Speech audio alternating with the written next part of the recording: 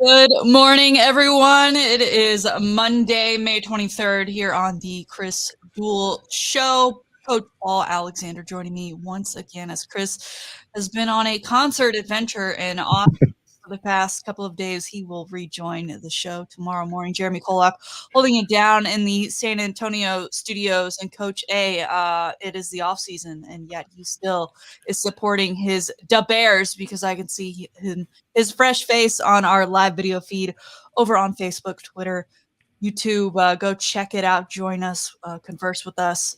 So much more. We've got a big show for you today. Obviously, some NBA playoff basketball over the weekend. The Astros in their series against the Rangers, the PGA Championship, the Preakness, and so much more. If you want to get in contact with us, give us a call, 1-800-707-9760. You can also hit us via the Talkback feature on the iHeartRadio app. And as always, you can listen to the sweet sounds of our voices via the iHeartRadio app or the old-fashioned way via the radio, AM 1300 Zone, Ticket 760. Coach A, good morning. How are you? Good morning. I am well. Been looking forward to this. It was a great sports weekend, and I was able to combine that with grandkids weekend, and I'm Aw. still here to talk about it. I do have the scars, but it was always a lot of fun. Dealing especially with 7-year-old grandson Silas is always an adventure, but we had a good So, time. what was the activity then? You know what? He's getting pretty good at throwing a football. And Oh. initially, I don't ever want to be guilty of pushing a kid in any direction. On the other hand, you're aware of my passion. So I'd kind of let him Mhm. just kind of gravitate toward that. And by yesterday, he was starting to spin that thing pretty tight. So I'd put a big smile on my face. Yeah, little like Arch Manning in the making there. Oh wow. See, interesting you mentioned Arch Manning. Here's the deal. I'm sure he is a fine kid. I'm sure he is a fine quarterback. Obviously, his pedigree is wonderful. Dude, do what you're going to do and then tell me about it then. But please don't ask me to care in the meantime. Oh, I love it because Coach A, you and I feel the same way about recruiting. We get the process and we get that you've got to, especially with the way things are now, you've got to sway these guys to come to your school. But all of the stars, much like the NFL draft to me, show me, don't tell me. Yeah, Let's see exactly. what happens when you get there because not everyone ends up panning out. Jeremy Kolok, how was your weekend? Good morning. Good morning, Shannon, Coach A. Glad to be back with you, Coach A. Shannon, it was a good weekend. I actually had a very good weekend. Not that I don't often have good weekends, but a good sports weekend. I caught up on some sleep, so I That's feel good always this morning. nice. Shannon, how was your weekend? That you know what? It was pretty solid. I am a little tired. I ended the weekend watching the 3-hour finale of American Idol, which took me up till 10 Oh o'clock, a yeah. little past my Okay. bedtime. Yeah. I didn't start watching American Idol until the last 3 weeks since I've been in Houston. Because someone I'm here with really, really digs it. So we've been watching it, and it has changed mightily since its inception. And I have some complaints about it. I need to get with the producers, but nonetheless, watched it. It's basically Country Idol now because I think it's always just country Uh, singers that end up winning it. But I start treating that like sports of like, looking at the mechanics and I'm rooting for one side and going against another. So it's just all ridiculous. I don't know. Have y'all have a talent show on? Cause it's getting to be that time, the dog days of summer, cable television, all of the weird talent shows and such come out of the woodworks here. Well, like you said, it is kind of a harbinger of summer, and I love anything having to do with summer. But Shannon, you can't just leave it there. If you got this beef with American Idol, we need to hear about this. Get this Well, straightened out. I mean, the first couple of seasons, right? I mean, it was this huge show, and the finale, they did it at what was in the Kodak Theater in Los Angeles, and it was only 2 hours, if I recall, and they brought out like real celebrities, and they were singing full songs. And I don't know if it's now like the TikTok age of everyone's attention span is so short, but the actual contestants only sang about 90 seconds of these songs, and then they had B-list singer after B-list singer come out last night throughout the 3 hours, and they had these cut videos, and then it started with a final three last night. And in the middle of the show, they cut the third place person, but they had already had like all these prepackaged videos they did. So they kept including the third place winner, but she was then off of the show. but everybody else who was part of the top 10 was still coming out and, celebrating the end of the season. It was just kind of weird. And they used to, when you would lose or get voted off, you get kind of a farewell, right? The judges talk to you, you get to sing a song again. There's a memory package play. This year, I mean, I wouldn't want to say cutthroat because the judges never really judged anything. They just kind of clapped their hands and said, good job, because we can't hurt anybody's feelings anymore. But as far as they just, you're third, you didn't get as much votes. Goodbye. It was almost that kind of deal. So I don't know. I just miss the old American Idol. Bring the old ways back. Is Ryan Seacrest still the host or whatever you would call him? Who's still in? I mean, do we still there? But our coworker, our other he's- coworker, Bobby Bones, is not part of it this season. I think he has some other TV deals that wouldn't allow him to sadly weak. No Bobby Bones, but I don't know. Knows that Arkansas football. He loves that Arkansas football for Does sure. he though? Oh, or no, is he just he claims a lot of Arkansas? The truth of the matter is, I've heard him talk football, and the guy knows what he's talking about. I mean, he's very credible. Now, let me just kind of confess to some ignorance here. My wife and I really have had a lot of fun watching American Idol, and it's kind of like Sunday night date night thing, and it's a kind of appointment viewing. And because we were both just smooth, worn out from the grandkids, we bailed a little early last night. So I'm totally ignorant. What happened? Who won? I don't want to spoil it for you. I don't know who won. It's okay. I don't mind being spoiled. I mean, if you want me to tell you, I will tell you. Noah Thompson, country guy, didn't move the needle for me, but apparently enough to get America's votes. So he's your American Idol. Wasn't that kind of predictable? And you kind of said that a minute ago, because if you look at the demographic of the audience, and particularly for people who would feel strongly enough to actually vote, don't you think it's going to kind of lean that way? Yeah. Well, there you have it. Your American Idol announcement here on the crit. What was his name again, Shannon? Like Noah Thompson. Or something. Noah Thompson. There you have it. There's breaking news this morning on the Chris Duel show with Shannon Salty Sweeney and Coach Paul Alexander. So with two women, how'd that come out? Second and third. In which order do we? Noah Thompson won. So then second place was she goes by, her name is Hunter Girl. Her last name is not actually Girl. We looked it up last night. It's something very long, but very German-esque. And then Leah something was third place, and I felt like of the three, she was the best one. So her metamorphosis from where she first came on with the show, and she looked one way and sounded one way and had one singing style. You could tell she was incredibly talented, but the way they kind of transformed her over the weeks, I thought was interesting. You know who I thought was really good? And she's been gone now for about a month, but I thought Allegra Miles, before they voted her off, you knew it was going to happen because she's kind of a soul jazz singer, and it was going to be hard to get a lot of public reaction to that. But I thought she was quite good. And remember that a lot of these people, just because you don't win the competition doesn't mean that you're not going to have a very successful career.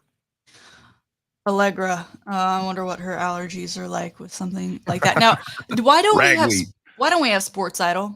Why don't we have something? What's a league that could really use like the MLB could use something extra outside to help drum them up, right? Have something Idol like, but for sports, and the winner gets a shot to actually play in a major league game. Something to help drum up the MLB. Something to garner my interest a little more than all of the singing competitions, because there's too many at this point. Like I said, it's become a summer staple. And talking about the MLB thing, do you think that MLB currently lacks star power compared to earlier generations and eras? Yes. I do too. Well, I would agree with y'all. But for me personally, I find myself specifically last year and now this year, I find myself searching for an Anaheim, Los Angeles Angels game so I can watch that man show, specifically as well when he's on the mound, because, I mean, he's a unicorn. When he's pitching and bad, I have to tune in. That's my one star power that I want to – that's my guy that I want to throw in there with a little disclaimer. Shohei Ohtani's, He is appointment television for me. Right. But when you I think, totally agree, but I'm wondering, you think Major League Baseball ought to hitch themselves to that wagon a little bit more than they yeah, do? Is this a marketing problem on the part of MLB? yeah. Because I'm with you. Because you think of the NBA and the NFL, and you go around the horn and look at every team. You know, the NFL, obviously you kind of have built-in star power, no matter how good they are with your starting quarterback. But you look at other players that stand out on the defense or the offensive side, and you look at them as stars. The NBA, you know, we're big fans of the, you know, the three-headed monsters on those teams. But even around the horn, again, you can name a star or two per team that any old, you know, not super heavy sports fan, but people are going to know there's a lot of baseball teams, and it's not necessarily in the way with the other leagues where money equals fame and power. Mm-hmm. There's people in baseball getting these contracts, and I'm saying, who are these people? You know, so I mean, top 5 MLB players just based on stardom. Who's on your list? Otani, For sure. Trout for sure. Trout, Harper, maybe Fernando Tatis Jr. out of San Diego. He's a pretty big superstar on the cover of MLB The Show last year. and Vlad Guerrero Jr. Maybe, I don't know. Maybe he's kind of the John Morant of the MLB over there. If I'm making some nice comparisons here. I like the analogy for sure. And of course, currently, I know we're going to talk about this guy later, but who in the world is hotter than Jose Altuve, and who's more fun to watch? Right. Yeah, I think too. You know, you just think of, you know, we're getting so many AT&T commercials, especially during the, you know, March Madness, as they are like one of the main sponsors, and their new commercial idea is to throw in these athletes and have them kind of joke about something that is actually happening in their life, and then they, you know, mold it into the story. With AT&T, we have Matthew Stafford and one of the Ball brothers and others that have been a part of it. I don't think I've seen a baseball player in there. I don't think I've seen until last night the first Subway commercial I saw with a baseball player, but the baseball player was not a current player. It was Derek Jeter. So, you know, and I've seen locally here in Houston, there are some HEB commercials featuring Bregman, featuring Altuve, but I think baseball players, as far as stardom, are much more local than they are national. And that's something that does make it hard, I think, for the MLB, because you can't, you're not naturally tuning in to see those big stars. And if you're Jeremy and trying to watch Otani, as we know, it's difficult to find games of any kind of your local team, much less a team that is outside of your state.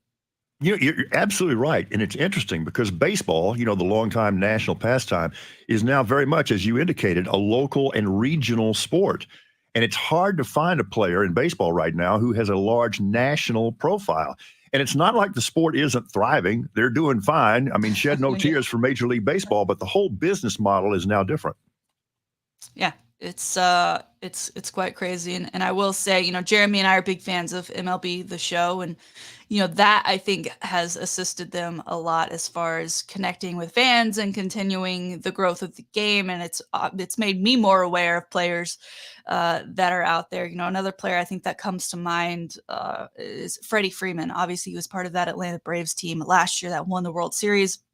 He has since moved to the Dodgers, and you know, that's kind of a story that, you know, you get in sports a lot, right? The guy who was a hero for one team and he moves to another, and so his stardom kind of rises that way. But I think social media has played a big part in that. I know the MLB actually has hired TikTokers to just go to games around the country throughout the season, to sit there and make videos to garner interest and bring players in. I don't know what the Oakland A's are doing, because they are not even allowing their fans who are attending the games, which are very few, less than 6,000 a game, and for a giant stadium, that is next to nothing. I saw over the weekend, Coach A, because there are so few people, a lot of the people that are going there, they know there's not going to be a lot of people there, so they buy a ticket to the game and then they want to sit in the first 5 rows. But security is, you know, people who are getting there early to then move to those first 5 rows are not allowing them to do that. Not until later in the game are they saying, "Oh, okay, no one's going to fill these in. Come on down." At this point, we'll just let them sit there. Yeah, what city in American pro sports has had a squirrelier background than Oakland? I mean, just think about it. In virtually every sport you can mention. You feel bad for the people who are actually from that city and are true fans of those teams, because it looks like the A's are going to be on their way out. And if they're not, I mean, they're getting no support, and even their fans are like, if the organization isn't going to do anything, what's the point of us doing something? Yeah. It's sad. It's sad. We'll talk more baseball in the High Five Play of the Day. Coming up next, we've got obviously lots of NBA action as the Celtics and Heat have game 4 tonight in Boston. The Heat lead that series 2-1. Currently, the Mavs down 0-3 to the Warriors. We got news out of the NFL, sports history, sports birthdays, a salty shakedown, so much more. You're listening to the Chris Duel Show, Ticket 760 AM 1300 The Zone.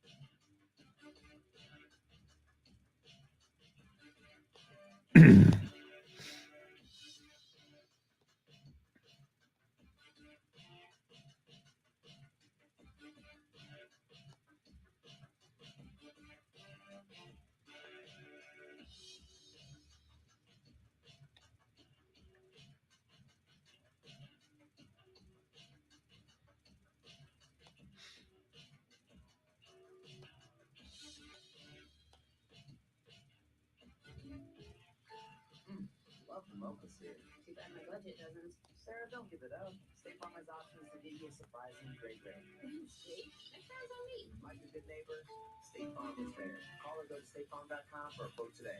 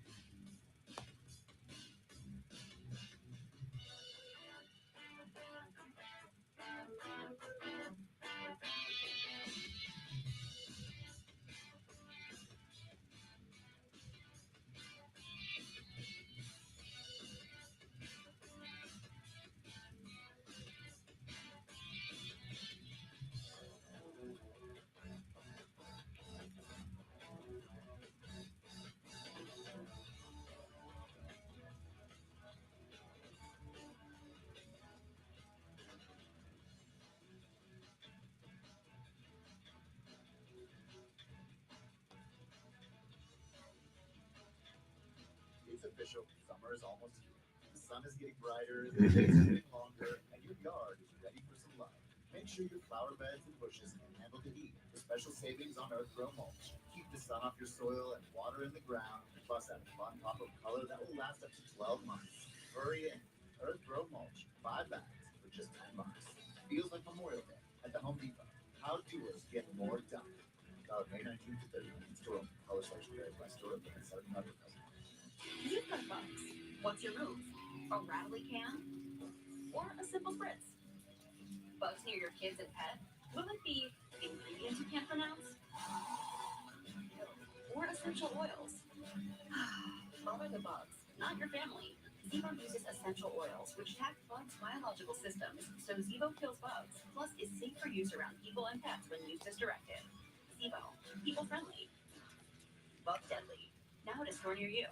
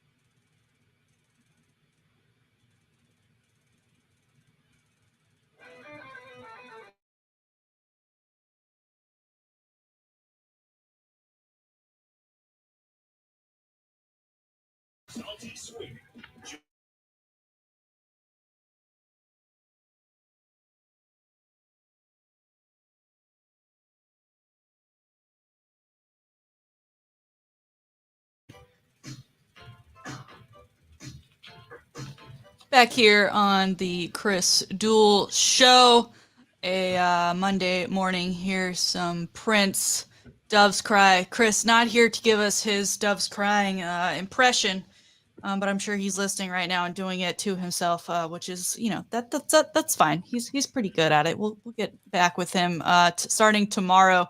Speaking of Prince, and we were just talking some MLB with Coach A. There was, I can't find the player right now. I'm looking for him, but there is a young player who I guess he must play for the Twins because he had these special Prince custom cleats that he was going to wear. Obviously purple in color with like Prince's face on them. I get Prince is a big deal, but for people like me and their 20-somethings and early 20-somethings and even younger than that, why are we wearing those? What connection do you really have? That just, I guess to it's me, still, you're doing it just for the story. I guess it's still the thing that is most symbolic about Minneapolis, really. And it was a cultural big deal, and it remains a cultural big deal. And Jeremy, thank you for playing my very favorite Prince song, "When Doves Cry," and I mean that's going to live a long time. And I think if you're really not familiar with his career, it's hard to really fathom the impact that he had. I mean, once somebody asked Eric Clapton, how does it feel to be the world's greatest guitar player? And Clapton said, I don't know. You'll have to ask Prince. He's a big deal. Okay. All right. That's fair. I mean, we all love Prince and we all enjoy Prince. And I know many people wish him, miss him very much, gone too soon. But I don't know. I don't know about the cleats. I don't know about that for the younger generation. And maybe Migos, maybe the Migos, even though I think they're splitting up. Do you know the Migos, Coach A? I do not. Okay. And I should, because I always want to be open to new musical Offset, things. Quavo, and the other one. I mean, we could stay an extra hour after the show and do like a little crash course on the Migos. I've got some free time later this morning. That's fine. That's good. All right, Yeah. We'll Texas athletic director Chris Del Conte loves to refer to them as the Migos, because obviously here in Texas, big fans of the breakfast tacos. So why not just have your band name that? All right. Well, we're going to stick with baseball here for today's High Five Play of the Day. All right, the Houston Astros. We talked a little bit about Jose Altuve. We'll get into him some more because they won their series over the weekend against the Rangers 3-1. They did drop Friday's game 3-0. And then on Saturday, Jose Altuve, who had missed about 3 weeks of time for an injury earlier in the season, he was not in the lineup for Saturday's game. The Astros still went on to win that one, but it wasn't necessarily for injury, just kind of a rest day for Jose. And I guess it worked out because yesterday in the Astros 5-2 victory over the Rangers, as we know, Jose first on the mound, and this is what it sounded like when Jose stepped up to bat.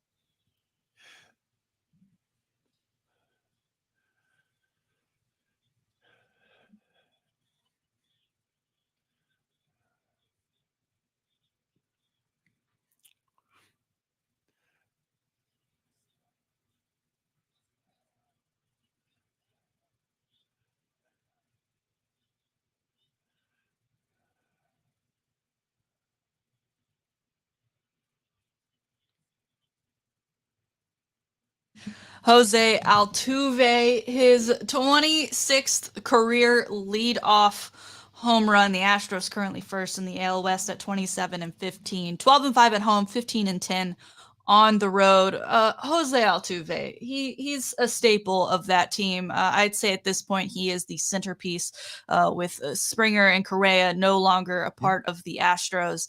And he just continues to impress. I think a lot of people, maybe in 2017, felt like that was going to be the peak. And then he's had those injuries. Obviously, we just talked about how he was out for 3 weeks. He missed a total of 12 games, and now he's back. And he's still that dude, Coach A. He really is amazing. And you mentioned the fact that was his 26th career leadoff homer. He's had 5 of them this year. and we're not to Memorial Day yet. That's just amazing. And he's done it every single way. They just mentioned he hit that one on the 7th pitch of the at bat. He hit one the other day on the 10th pitch of the at bat, and he's hit a couple this year on the first pitch of the ball game. He's amazing. And you mentioned a hamstring injury. That's kind of where all your power comes from. And you see this little dude, and you don't know how he can generate that kind of bat speed, but he can. Jeremy, did you ever play the backyard sports computer games growing up? Yes. He's like Pablo Sanchez, right? Yeah. That's what Jose Altuve reminds me of, just because of his stature. And Pablo was the guy you always had on your team because all he did was hit bombs. And he's this little short guy with the longest bat you ever did see, but he just hit bomb after bomb. And that to me is Jose Altuve in a nutshell. As we said, he's doing great for the Astros. Now, Coach A, the Astros projected at the beginning of the season to have over 90 wins and be the number one seed in the AL West. They, of course, number one right now. We're just over 40 games into the season. Do you still see them hitting that 90-game plus win mark? Well, certainly they're on pace. And I think the surprising thing is that the Astros starting pitching has been just amazing. When they had that 11-game winning streak a week and a half ago, I mean, it was amazing. Over that time, they'd given up 11 runs. Yes. And their team ERA is just amazing. And we're all, you wonder how effective Verlander was going to be after missing almost 2 complete seasons. And the answer is, I mean, he's been absolutely stellar. He's been as good as he's been at any point in his career. You get a little nervous because of his age, and you wonder if he can hold up throughout the course of the season. But I think the real surprise for the Astros so far has been the quality and the depth of their starting pitching. Yes, and Jose Urquidy yesterday, 10 strikeouts, back-to-back wins for him in those starts. The Astros will take on the Guardians. That series begins tonight, 7:10 p.m. I did not get to watch Friday's game, and I know we were excited about that because it was going to be on Apple TV Plus, so a lot of more people had access to that game. Have you watched a game yet from Apple TV Plus of any kind? Okay, so Katie Nolan, who's kind of been known as the fun girl, right? She has fun with her guests from previous shows. Now she's with Apple TV Plus, and she's been I don't know if you could say calling baseball games. She's talking while baseball is being played, not necessarily about the games. Also known Astros hater. She's a big Boston fan, so I had to think on Friday she was digging them losing. But I was kind of checking in on the Twitterverse, and people still not taking very kindly to Katie Nolan. I think Apple may have struck out with their attempts to try and kind of be a Manning cast-like program. I think just, with people and wanting to see baseball games and good baseball games, they just want to watch the baseball game. They don't really need all the excess commentary and, I guess, fun that they're trying to bring to the game. If the MLB wants to bring fun, maybe do it another way. Now, also in the baseball world over the weekend, and you sent me this note, Coach A, the Yankees and was it the White Sox? Yeah, right. They had some fun over the weekend. Tell us about that. Yeah, that's one way to describe it. This really got ugly because you got this ongoing war going on here. Tim Anderson of the White Sox goes at it with the Yankees' Josh Donaldson, and some people really got upset about this because there were some accusations and allegations that these words had some racial and even racist overtones. Apparently, Donaldson referred to Anderson as Jackie, and the reference he was making was to Jackie Robinson. And it's hard for me to imagine how that has an innocent motive. So I can understand how people got upset there. And Anderson kind of had the last laugh yesterday because the White Sox swept the Yankees in a doubleheader, and Anderson had a 3-run homer. So I guess that's the way that you answer that. But it really did make people extremely uncomfortable. So I'm kind of hoping they back off on that a little bit.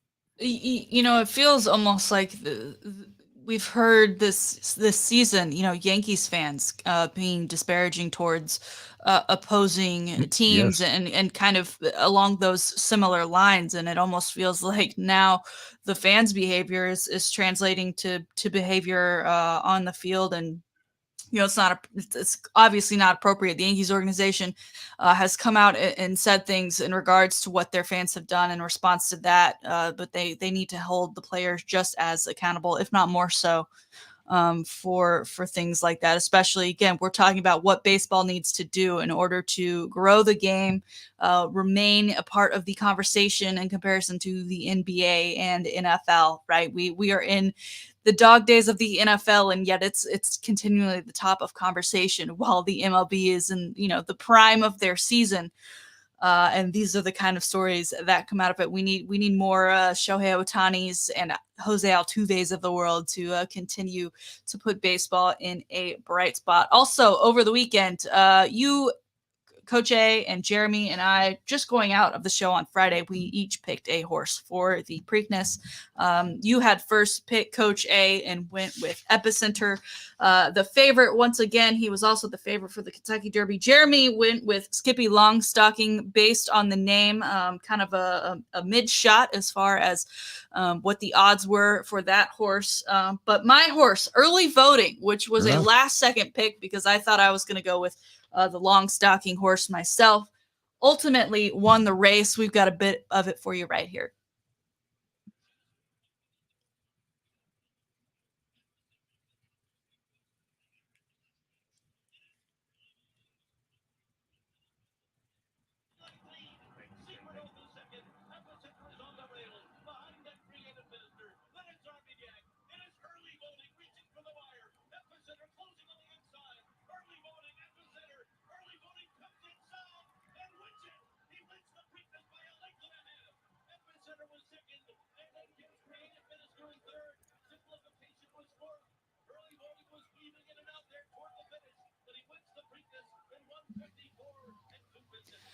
Early voting wins the Preakness, and as we know, Rich Strike did not race in this event, so there will be no Triple Crown winner as far as a horse. But Coach A, I would like to nominate myself as a potential Triple Crown winner because I'm not sure if you're aware, but I had picked the horse in our previous draft for the Kentucky Derby that ultimately got taken out the Friday before. So I just said I'll swap in Rich Strike, thinking Jeremy and Chris will be totally okay with it. I mean, 80-1 odds, I'm just swapping the horse. There's no race yet, nothing's actually happened. But when that horse went on to win, Chris tried to take that away from me, and he thought that Mr. Steve Duraco that was somehow the final judgment call, as the two of them were maybe a little bit under the beer influence, and also the BFF of Chris. I mean, if that's not favoritism.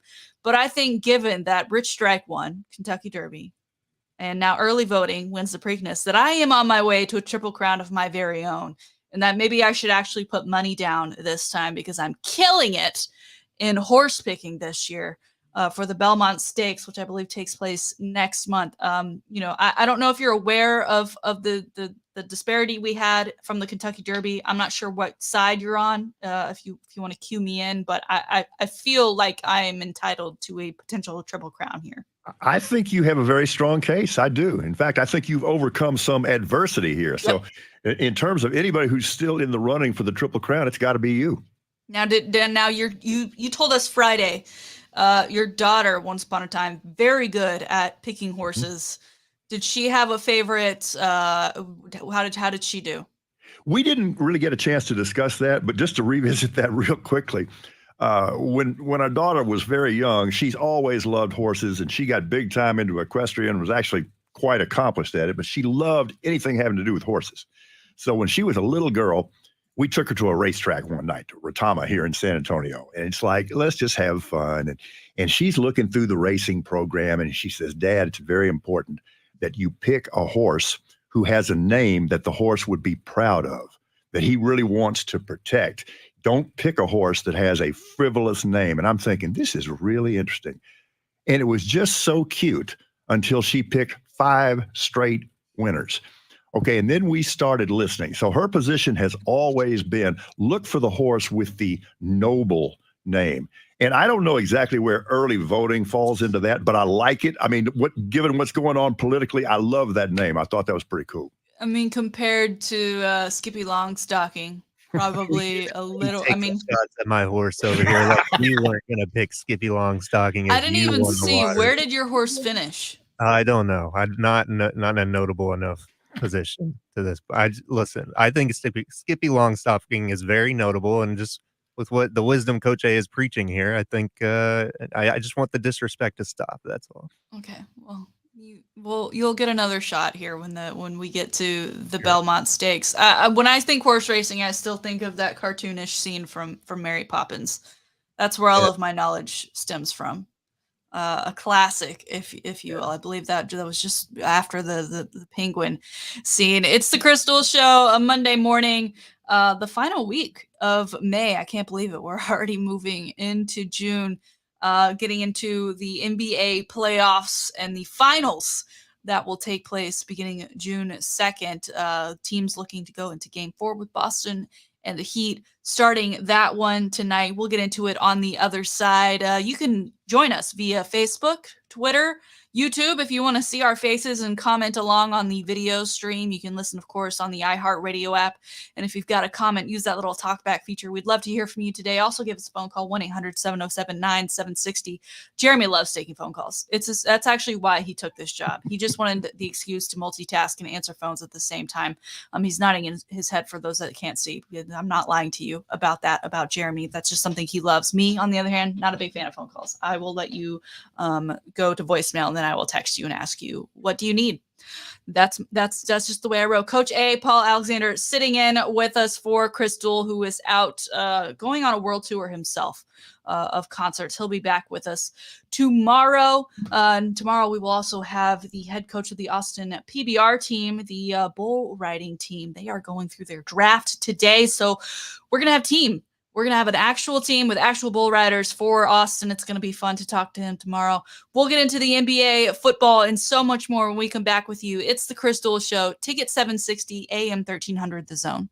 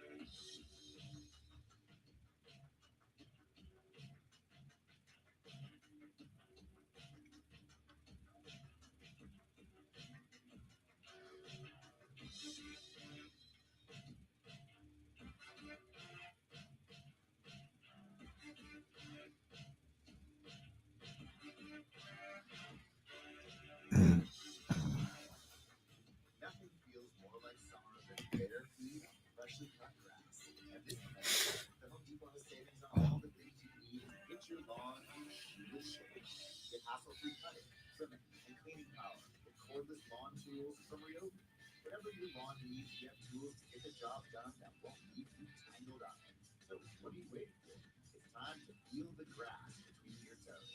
Feels like Memorial Day at the Home Depot. How doers get more done. Hey, this is Jake from State Farm.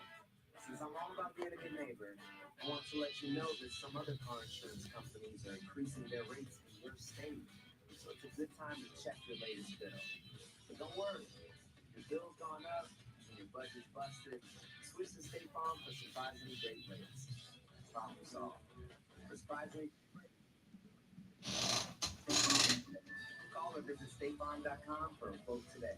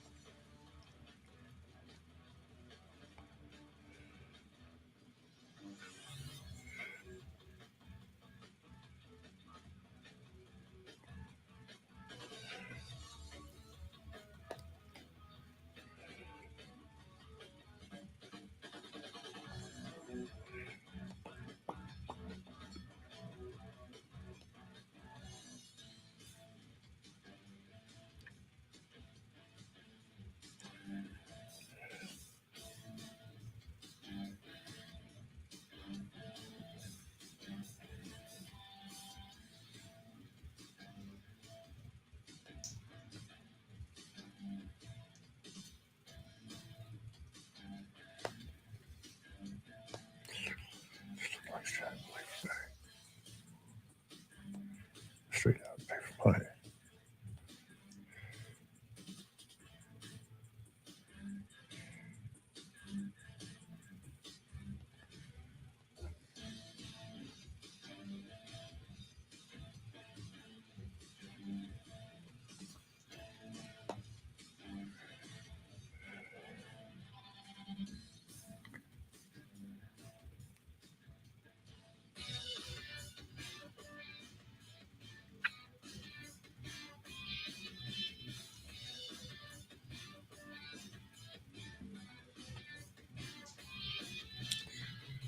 I think he's gonna regret taking on.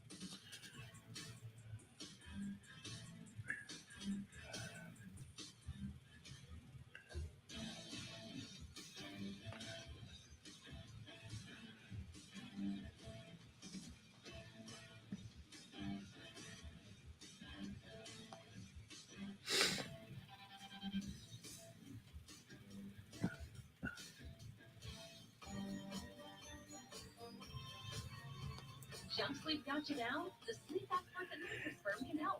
That's guaranteed price and save up to $500 off during the best Memorial Day sale ever. Plus, get a free adjustable base with qualifying purchase. You've got bugs. What's your move? A rattly can? Or a simple spritz? Bugs near your kids and pets? Will it be ingredients you can't pronounce? Or essential oils? Bother the bugs, not your family. Zevo uses essential oils, which attack bugs' biological systems, so Zevo kills bugs. Plus, it's safe for use around people and pets when used as directed. Zevo, people friendly, bug deadly. Now at a store near you.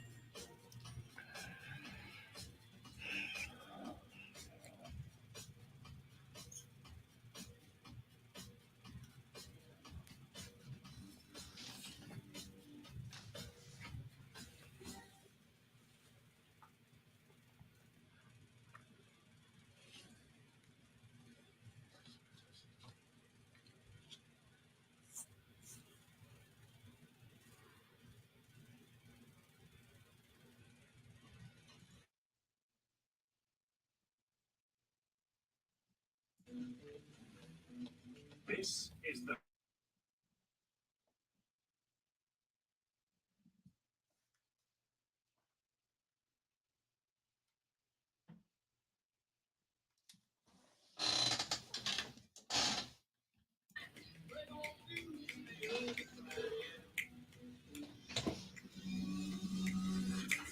now Chris Duel. Chris Duel Show on a Monday. Coach A, Paul Alexander sitting in for the one and only Chris Duel. Jeremy Kolok holding it down in studio. Jeremy can be found at Jeremy Kolok, Twitter and Instagram. I'm at Shannon B. Sweeney. And Coach A, you are not on the Twitters or the Instagrams, but you are on the Facebooks. And during the last break, I went and I got my morning coffee. And I was checking out Radically Rational on Facebook. What do you have in store? I saw you've got something going out today. And then what are the plans for this week? Oh, thanks for asking. Absolutely. So, yeah, tried to get a lot of that taken care of this morning. We do have a brand new podcast that is dropping this very morning. And it's a really interesting program and a conversation we had with a guy that is probably the leading media talent agent representative in the country. His name is Ken Lindner, and he operates a incredibly successful agency. But beyond that, he also is a life coach, and he has done a lot of kind of motivational speaking and writing, and he has a new book out called Aspire Higher. And one of the things I found interesting about this book is, sometimes self-help books and motivational books tend to be very kind of airy and ethereal and non-specific, and they don't tell you what to do. Okay, Ken gets into the nitty-gritty here about really what we need to do in terms of forming good habits that lead to success. And this is kind of a page out of my coaching book, but it's really the truth. The mechanism for forming good habits is exactly the same mechanism for forming bad habits. So in other words, we have a choice. If you want to form good habits, there is a way to do that. There is a process. There is a way to follow that. And Ken, by the way, is also a world-class tennis player and has been throughout his life at every age group level. So just a really interesting guy. And I think we all need to get a little pumped up sometime and kind of get reminded of the basics. So we're doing that, having a lot of fun with the sports blog every single day, a lot happening over the weekend. And, what's going on in the world right now, it unfortunately reflects why we founded Radically Rational. And that is, we got to get back to a fact-based society. We got to quit granting ourselves the license to untether ourselves from facts. I mean, are you not going to believe your own eyes? Are you not going to believe your own ears? But don't get the wrong idea. We don't take ourselves too seriously there. We take the subject matter seriously when we need to, but more than anything else, boys just want to have fun. Now, talent acquisition, what kind of talent are we acquiring here? This guy is amazing. I mean, you look at his stable of clients, and in terms of national news anchors and correspondents and people in that position, and the guy really knows what he's talking about. And what I find impressive about him, he's in it for all the right reasons. And he admits in the conversation, well, there's nothing wrong with that. Sorry. No, absolutely. And he does admit that. But one of the things he says, and he was very candid about this, is he went through some things as a kid that kind of scarred him a little bit and kind of influenced him a little bit. But his way of coping with that was developing a lifestyle choice and developing a philosophy that he wants to help other people. And I think he's very sincere in that motivation, and his track record in helping other people is unassailable. So I hope you'll check it out. I think it'll be a good part of your day, and I think it will influence you in a positive way, because we all need that. And sometimes what we need is somebody telling us we can succeed if we will just stop being our own worst enemies. Now, you mentioned habits that we should have, and good habits at that. And I'll never forget when he was chancellor of the University of Texas, General William McRaven gave a speech, and I think it's also in his book. But what really caught on and spread with that speech was the idea of getting up every morning and making your bed. Now, obviously, a military person like that, there was no choice there. And growing up in my household, there was also no choice, but there was a way in which I could make my bed and kind of get away with it on some days. But now that I'm an adult, I don't live with my mother, it is a choice. And I would say 6 out of 7 days, I choose not to make my bed. If no one's coming over to my house, if I'm not expecting company, listen, I'm going to take a nap later. I'm going to get back in that bed. And then I'm going to wake up, and a couple hours later, I'm going to go to bed. So what am I doing here? Where do you fall make the bed spectrum, sir? Well, I get up really, really early, and a little bit earlier than my wife does, although she is an early riser as well. So, yeah, I mean, we like that discipline for sure. The one thing we know for certain right now is that our grandchildren have not yet developed that habit. So we're hoping they do. And I try to be real sparse on giving people tangible advice because, who cares what I think? But here's one thing I have experienced. And it's so satisfying when you make it happen. Don't ever give up on a day. And what I mean by that, I think we all have a tendency, and I did, particularly as a young person. If a day starts poorly, that means it's just not my day. So I can just blow off the rest of the day and I'll see you tomorrow and we'll try to do better. No, just because a day gets off to a less than perfect start doesn't mean it can't be a wonderful day. And when I think back in my own life, some of the most satisfying days I've ever experienced were days that got off to just a rotten start. But I just refused to let it auger in. I had to get the nose up.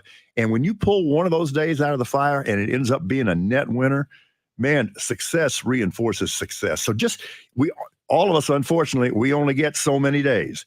You can't afford to write even one of them off. I love that, Coach A. I'm going to pull that audio and listen to it when I need it. But that's really going to take away from the days that I have an excuse to go to HEB and get one of those slices of cake and sit at home and watch bad TV and eat said slice of cake. Now, Jeremy, did you make your bed this morning? No, okay, listen, I am Wow. the sentiment, but I feel like when you wake up in the 4 o'clock, if you're awake in the 4 o'clock hour, in my humble opinion, if you're conscious in the 5 o'clock hour even, then you should get some free passes in the morning. Yeah. And I'm right there with you, Shannon. Like, I'm so tired when I wake up that I see my bed and it looks perfect. I want it to be exactly the way it is when I'm leaving it, whenever I'm able to return to it. I wish I could wrap it up in tinfoil and save it as leftovers. I want it exactly how it is when I leave it. So that Yeah. it's kind of a preference even, but Yeah. no disrespect to our bed makers every morning, our military individual. I mean, I respect a good bed that is made. Yeah. Well, and I get, for folks like us that get up so early, I get that there are people that get up early because they have their coffee and they sit around and they wake themselves up. I sleep until the last possible second, and then I get up and I do what I need to do before I go to work. And so I have cut making the bed out of the equation. That's not a minute that I have to spare. That is a minute of which my eyes could be closed that much longer. It's not going to be part of it. That is expert time management. That's right. That's one of my skills. It's on my resume. It's actually number 1. Don't know if you've read it. I've had a couple resumes out there, Coach A. My favorite thing to do is when a coach gets fired, I look to take over that position. Doesn't matter where, doesn't matter what sport, as long as it pays me well. Because like you said, I'm here for the important things and the money. And you've only got to hit it once. So if you're buzzarding every single one of those coaches, I mean, your chance of hitting got to be pretty good. I think they got an opening over at Allen High School if you're interested, Oh, Shannon. that's right. Yeah, I mean, listen, Coach Gary Patterson followed me on Twitter about a week ago. I don't know what that's about, but all I can assume is that, I'm going to be, his coach's assistant at some point. So look out. Gary's a really interesting guy. I've been around Gary for a long time in a lot of different capacities throughout his career. And you talk about a guy that really earned his success and also somebody who truly loves the sport. And what Gary's doing right now, I think, is really interesting. I say this candidly as somebody who likes him. I do think there have been times when Gary's motor runs so hot that it's almost burned up his own motor. But the thing is, I think he gets that to a degree. I mean, we all learn as we live. And the other thing is, he's a truly wonderful country musician. I mean, you see his personality and you think this is like the last guy in the world who could really entertain me musically on a Saturday night. That guy's good. He is. And he wrote, he's got some songs of his own. You can actually find them on Spotify. They made like a TCU music video for it. I think it was last season they came out with that. So I'm wondering if he'll be working on one for Texas, because as you mentioned, his role now, he's not a football coach, but he's like an assistant to Sark, who is obviously the head football coach. Do you think that this is just kind of a pit stop onto whatever's next? Or do you just think, he's kind of in that retirement age, that maybe he's just here to have fun and enjoy the game in a different way, and that this is the spot for him? I think there are certain head coaching jobs that if they were available, Gary would be interested. But right now he's in a really good place because the relationship between him and Sark is going to be good. Okay, neither one of them is going to see that as threatening in any way. So Gary's such a smart guy, and he's such a program builder. TCU was so good for so long under Gary that we tend to forget the shape that football program was once in and what he did with it. And Dennis Franchione before that. It's been truly amazing. So Gary's really a big picture guy, and putting him in kind of a quality control position, I think that is inspired. I think the Longhorns will benefit from that. It's still so very strange to see him in burnt orange gear throwing up the horns with recruits. I don't know. I'm waiting for it to be natural. I don't know that it ever will be, but I dig it. I like it. I like me some Gary Patterson. You mentioned his hot-headedness, him taking off those headsets and throwing them to the ground. Him and Dana Holgerson, I don't know what their count is, but they were in top running, I think, for most smashed. I wonder if he'll be as colorful on the Longhorn sidelines when we see him next season. Now, over the weekend, the NBA continued the conference finals are in action. My Mavericks down 0-3 now to the Golden State Warriors. They really tried, you know, and I don't know if they were trying to go the Suns route where they go down 0-2 and then they're like, okay, time to play, because last night it did not go that way. Even with Luka scoring 40, the Mavs 40. still dropped that game 109-100 to the Golden State Warriors. You had Micah Parsons in attendance. You had Bijan Robinson of the University of Texas, that running back in attendance, who will look to make a name for a Heisman push this year.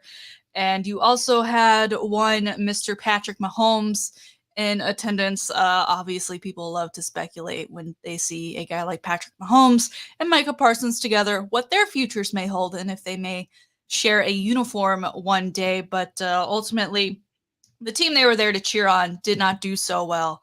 And just prior to that game, and I want to get your thoughts on Charles Barkley, sir, because he's very outspoken.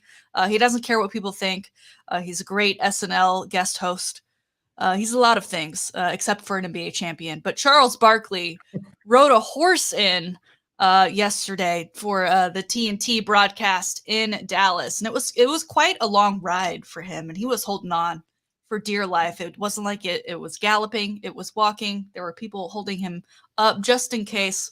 But your thoughts on his whole deal with these cities like San Francisco and always being against the Warriors, and therefore kind of becoming a Mavs fan almost by association through this series, even though they are now down 0-3. Well, first thing, in the story you just told, I feel so sorry for the horse. I hope the horse is okay. That's my first concern here. But beyond that, look, Charles is the ultimate entertainer, the consummate entertainer, and he knows what works. I also think he is a smart guy, and I think he is very insightful. And I also admire him because he'll tell you straight up that he's done some stupid stuff that he truly regrets and that has truly adversely impacted his life, and he doesn't recommend people do stupid stuff. On the other hand, he's not afraid to say anything.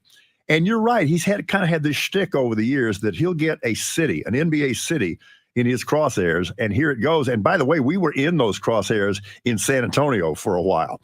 So that's something that we have to remember.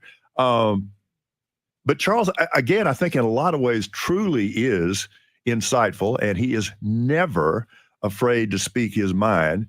And the whole thing with him and Kenny, yeah, I mean, that's just solid gold. I mean, who can resist that? So, yeah, I would have to classify myself as a Charles fan. Yeah.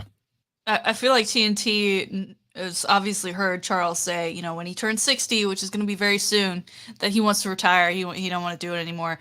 So this season, they're just letting him do anything and everything he wants, including riding in on a horse and having a bandwagon bus to get on after a broadcast and all that stuff. And I think they're better for it. I've enjoyed it. I think a lot of fans have too. Now, Jeremy, you are locked into the playoffs. Any hope that you see for my Dallas Mavericks to win even one game in this series, or do you think it will be a sweep for these Golden State Warriors?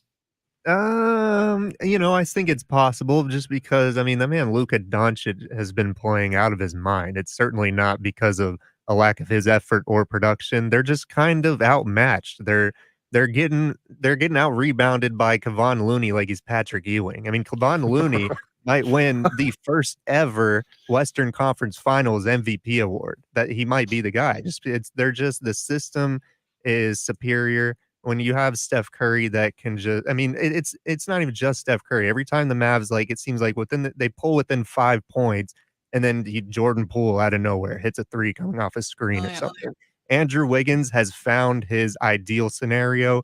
I don't think it's so much the Mavs, Shannon. I don't think it's their fault. I think they've probably overachieved a little bit. They played so well. They've gotten so much out of their role players this season that I think they could build on, but they're kind of missing a true big, and it's showing up in this series, and Luka Doncic needs a little bit of help. But it's not their fault, Shannon. It's just they ran into the Golden State Warriors, and they're not the only team, and they will not be the last team. Yeah, a little bit of help. That's very kind of you, Jeremy, as I think we need a lot more than just a little bit, because Luka, clearly he can't do it all himself because he's already doing so much. 40 points in last night's game, and the Mavs only put up 100. So you do the math on that. In that Celtics and Heat series, the Celtics were back home on Saturday taking on the Heat, and the Heat got off to a very hot start, hitting nearly everything. And then there was a really dry spell for both teams where it was like no one wanted to score. It was you know what, we need to get our rebounds up here. Let's put some stats on this scorecard in the rebounding column because no one was hitting. Tyler Hero for the Heat.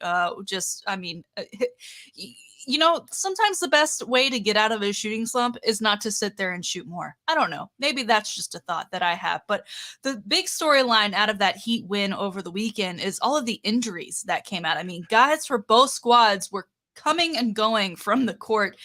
And looking at today's injury list ahead of tonight's game, Game 4 in Boston with the Heat up 2-1, there are 9 players on the injury list.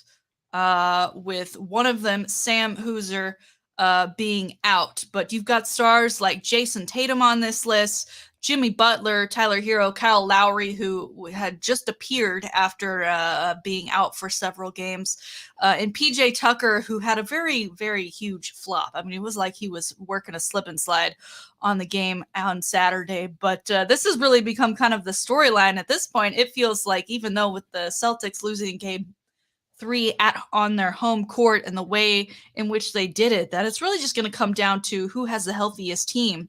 Because as we know, game 1 that the Celtics lost, they were without Marcus Smart and Al Horford. They were back in game 2, so they were able to get that one done. So I feel like it's just going to be who can actually make it through the series to see who wins this one, Coach A.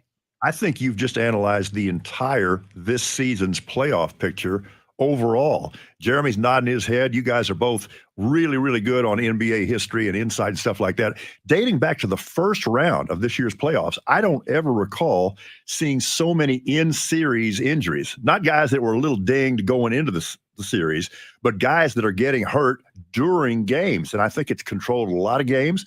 I think it's controlled a lot of series. I was picking the Celtics in this Eastern Conference final over the Heat, and I still am. And I was picking them in game 3. And like you said, that was a rough go because the story of that game with the Celtics just were turning the ball over again and again and again. And the Heat were amazing in turning those into points off turnovers. And that was the story there. But you're right. I mean, when you look at the injury list going into tonight, you really don't know who's going to be there. And this is so critically important for the Celtics, who cannot afford to fall down 3-1. Well, and of the 9 players on this questionable list, as we said, Sam Hauser is the only one listed as out, Jason Tatum listed as probable, and the rest as questionable. So we'll have to see just how long it'll take before some guys make their appearance. Now, speaking of injuries, the Suns are now coming out and saying it wasn't a fair series against the Dallas Mavericks because they had so many injuries. And not surprising, one of the names dropped on that potential injury list was one Mr. Chris Paul, who of course had I believe it was a quad injury. His quads and hamstrings are just, I mean, I don't even know if they're his anymore. If he's had so many replacements because that's always been the story. Have a transplant, yeah. And typically we've seen him sit out a lot because of that injury. But what do you think now? I mean, here we are in the middle of the Western Conference Finals, and we have Suns players coming out saying, well, it wasn't fair because we were hurt. I mean, look at the teams that are in the playoffs still and what they're dealing with injury-wise. Is that a fair sentiment to say that, we were the number 1 seed, we should still be in the playoffs? This is why we're out. Yeah, it's pathetic. I'm totally with you. And I understand the Suns' frustration, and I understand the frustration of Suns fans over the years. And this has got to be particularly galling. I mean, they have that glowing record and then just have a complete come undone. And it sure did look, I don't want to say this prematurely, but it looked like CP3 is, in fact, washed. He's Charles Barkley of this generation. I stand by that. I mean, maybe so. But when you start saying, well, we should have won that series except for the injuries, and that wasn't the real us.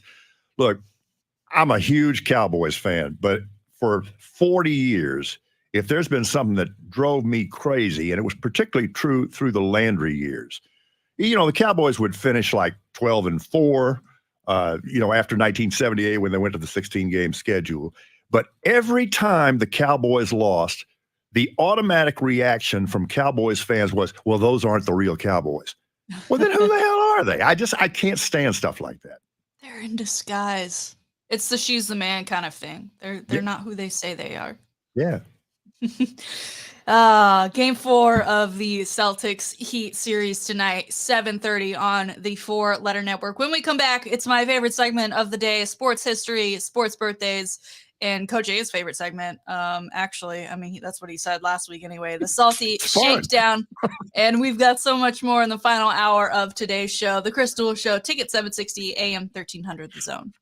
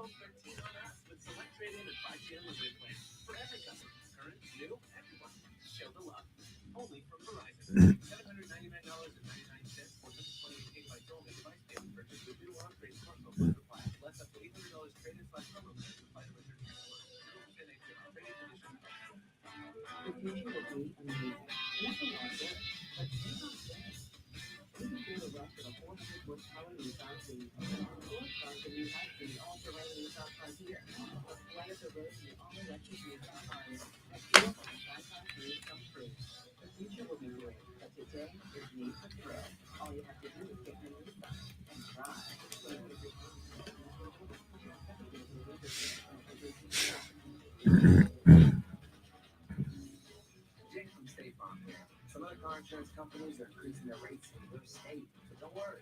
If your bill's gone up, switch to State Farm for surprisingly great rates. You might be a good neighbor. State Farm is there. Call or visit statefarm.com for a quote today.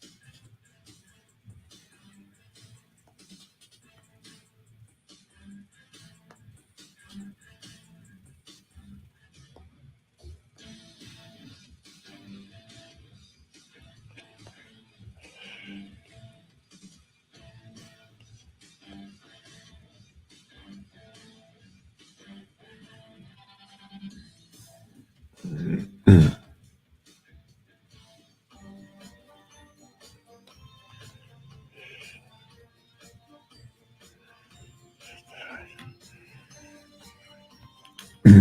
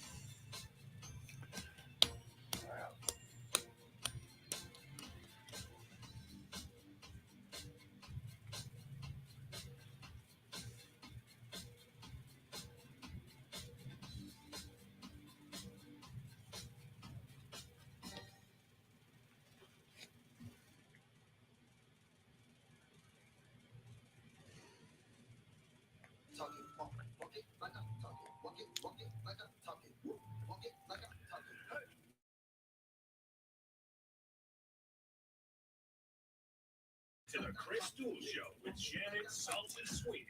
Find Chris and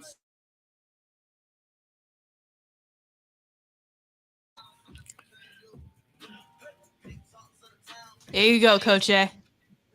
Guess who? Migos. Like I said, I appreciate the introduction. Always looking for good music. Yeah. So you gotta this is a good one because this one you'd often hear at football games or basketball games, pregame, timeouts, things of that nature. You gotta be hip to what the kids are listening to know what's getting them, what's going on inside their mind, whether it be in the locker room or pregame or postgame celebration. Amen on that. To the current vibe in the hits. Amen on that. And the Migos. Find out what taps into them. Let them do that. Yeah. Don't impose your own taste on them. I agree. Even so more now with, the biggest breakup since the Beatles, the Migos, reportedly calling it quits after we had one of the Migos, Migo, unfollow the rest on Instagram. And that today, it's like a cultural sin to unfollow people on Instagram. That is forget actually breaking up with someone in person, but doing it via the internet where everyone can see. It's pretty public and it's pretty drastic. And a lot of kids are going through it right now because of it. So that'll go down in a day of history, but not quite yet. Not compared to what's happening on this day in sports history with Coach A. Paul Alexander. Interesting stuff for sure. On this date in 1873, and I got some questions about this. The first ever Preakness Stakes was run, and a horse named Survivor won in 2 minutes and 43 seconds at Pimlico. Now, wait a second. Were horses like real slow then, or was that race like way longer then? Because we just saw the Preakness run on Saturday, and early voting wins in what, 154 or something like this. This took 2 minutes and 43 seconds. Yeah. So interesting. I wonder if, I have dachshunds, and a big thing in dachshund culture, they do the wiener dog races, and I've never raced my dogs, but I've been to a few of the races, and they open the gates, and some of the dogs shoot out to go see their owners on the other side, and others, they don't get it. They're like, what is happening? So I almost wonder if those horses weren't really trained to be race horses, right? They were just horses that they were like, let's just see who wins. And maybe that's why. Maybe they just didn't exactly know what was going on. It could be that for sure. It could be they didn't have horse labor laws back then. And maybe this race was like, I don't know, 15 miles long or something like that. Horse abuse. Okay, this is controversial for sure. On this date in 2018, not that long ago, the NFL owners approved new NFL national anthem policies whereby players were required to stand if they chose to be on field for pregame presentations. So they were trying to find a compromise there that worked for everybody. And the idea was, okay, you're not required to be here. And if you're making a moral statement here or a conscientious statement here, that's okay. But if you're on the field, we're going to require that you stand. A lot of people are going to have a lot of different positions on that. I'm not saying anybody's wrong, but it is very contentious. And then this is just hilarious to me. This date last year, as in 365 days ago, okay, Phil Mickelson became the oldest major winner in history at the age of 50 when he won his 6th major by 2 strokes over Brooks Koepka, my favorite golfer, and Louis Oosthuizen. And of course, Mickelson won the PGA, and the defending champion not there with the weekend. And I just thought this was the coolest thing I ever heard. Last week, they had the PGA Champions Dinner, a couple of days before the first round, yes. And they're all there, and the defending champion's not there, and every guy walked out of that dinner and said, "Nah, man, we didn't miss him at all." No problem whatsoever. Has anybody ever had a steeper fall from grace than Phil Mickelson? And I'm just going to let my bias show here. I don't like that boy. I've never liked that boy. I think he is a smarmy phony. I think he is the proverbial wolf in sheep's clothing. And anytime somebody whoops on him, especially Tiger back in the day, I liked it. So I just alienated about half of this audience, but that's just kind of how it is. Birthdays. I love this guy. Okay. I don't like Mickelson, but I love this guy. John Newcomb, the Australian tennis player. 7 Grand Slam singles titles, 17 Grand Slam doubles titles, born in Australia. Wonderful tennis. And remember, he's the guy that founded the T-Bar-M Tennis Ranch in New Braunfels. And that's quite an accomplishment. I'm a big fan over here at the T-Bar-M Ranch. Shout out John Newcomb. T-Bar-M is wonderful. I agree. And man, I miss this guy. On this day in 1952, the birthday of marvelous Marvin Hagler, undisputed world middleweight champion from 1980 through 87. Born in Newark and, of course, died in New Jersey, or died last year. Gosh, that was not long ago at all. And I missed the marvelous one for sure. And then the birthday of my very favorite NFL player, or at least the guy I think is the best player in the NFL. It is Aaron Donald's birthday. That is the way you do that. I think he is the most dominant player in professional football, and I think he's going to stay that way for a while. Well, and someone needs to tell Urban Meyer who he is. Yeah, that'd be nice. Somebody needs to tell Urban Meyer a whole lot of things. Okay, so that's it for the little warm-up act here. Now, for my very favorite segment of this show, Salty Shakedown, go. All right, so we've talked a little bit about the NBA playoffs and how the Heat and Celtics series, it's getting heated for sure, with the Heat leading 2-1, but lots of injuries, which may end up deciding that series. The Mavericks, on the other hand, my team, not doing so well. I picked them to lose in 5. Thought they'd at least get 1 win. It has yet to happen. They are currently down 3-0 in that series against the Warriors, and they're also out $100,000. They've been fined once again for the decorum policy in the NBA. Coach A, I had never heard of anyone getting fined for this in the NBA until the Mavericks did it early on in the playoffs. They were originally fined $25K. Second offense was $50K. Now they're just doubling up. So third offense, which happened game 2 again in the series against the Warriors, now $100K. K. And of course, Dallas Mavericks owner Mark Cuban, who's been fined more than $3 million as his tenure as owner of the Dallas Mavericks. This is next to nothing for him. Also, by the way, the Mavericks did pay out $10 million as part of their deal with, after kind of the stories that came out Right. about the harassment going on in the workplace, and they donated that $10 million to awareness groups to help with that. But I get it. On one hand, like, obviously you don't want your bench players on the floor because they're not playing, but the celebration, which they do allow, they say you can have a spontaneous celebration, and then you need to sit back down. But specifically, they say that the conduct of the bench cannot impact player safety, competitiveness, or fan consideration. And I think that's really where the NBA is going with this, because if you are on one of those seats behind the bench, right, those are not cheap. They're not courtside, but they're the next closest you can get.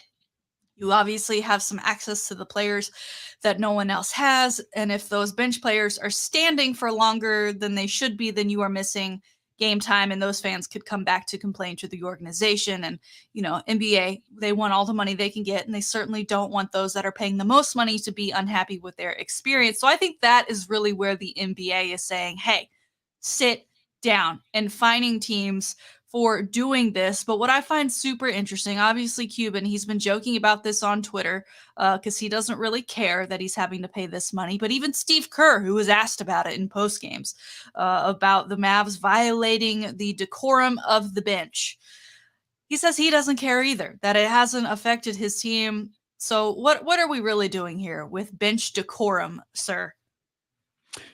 You just kind of wonder where the line is, because I agree with you. Sometimes you see these fines and they seem so petty and they seem like they were assessed over nothing, and you kind of roll your eyes. But then I think we could all agree that there are certain things that can happen that really are over the line. And I think you hit on all of them, Shannon. I mean, first of all, you're trying to protect the investment of those fans, don't want to make them mad. They're paying an awful lot of money.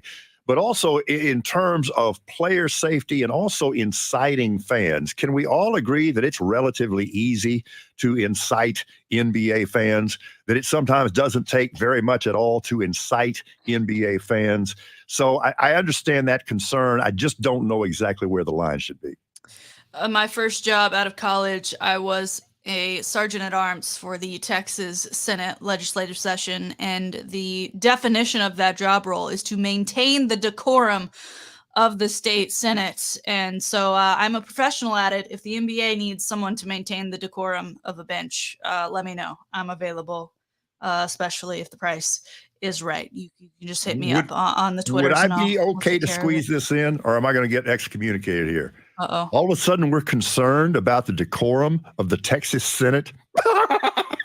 Well, basically, I stood upstairs and was like, hey, man, you can't have a drink in here. You can't be chatting. This is the Senate. What's They're that got to do discussing with important things decorum? on the floor. Well, they had a problem with that? I don't know, but it involved a lot of standing. I didn't really enjoy it.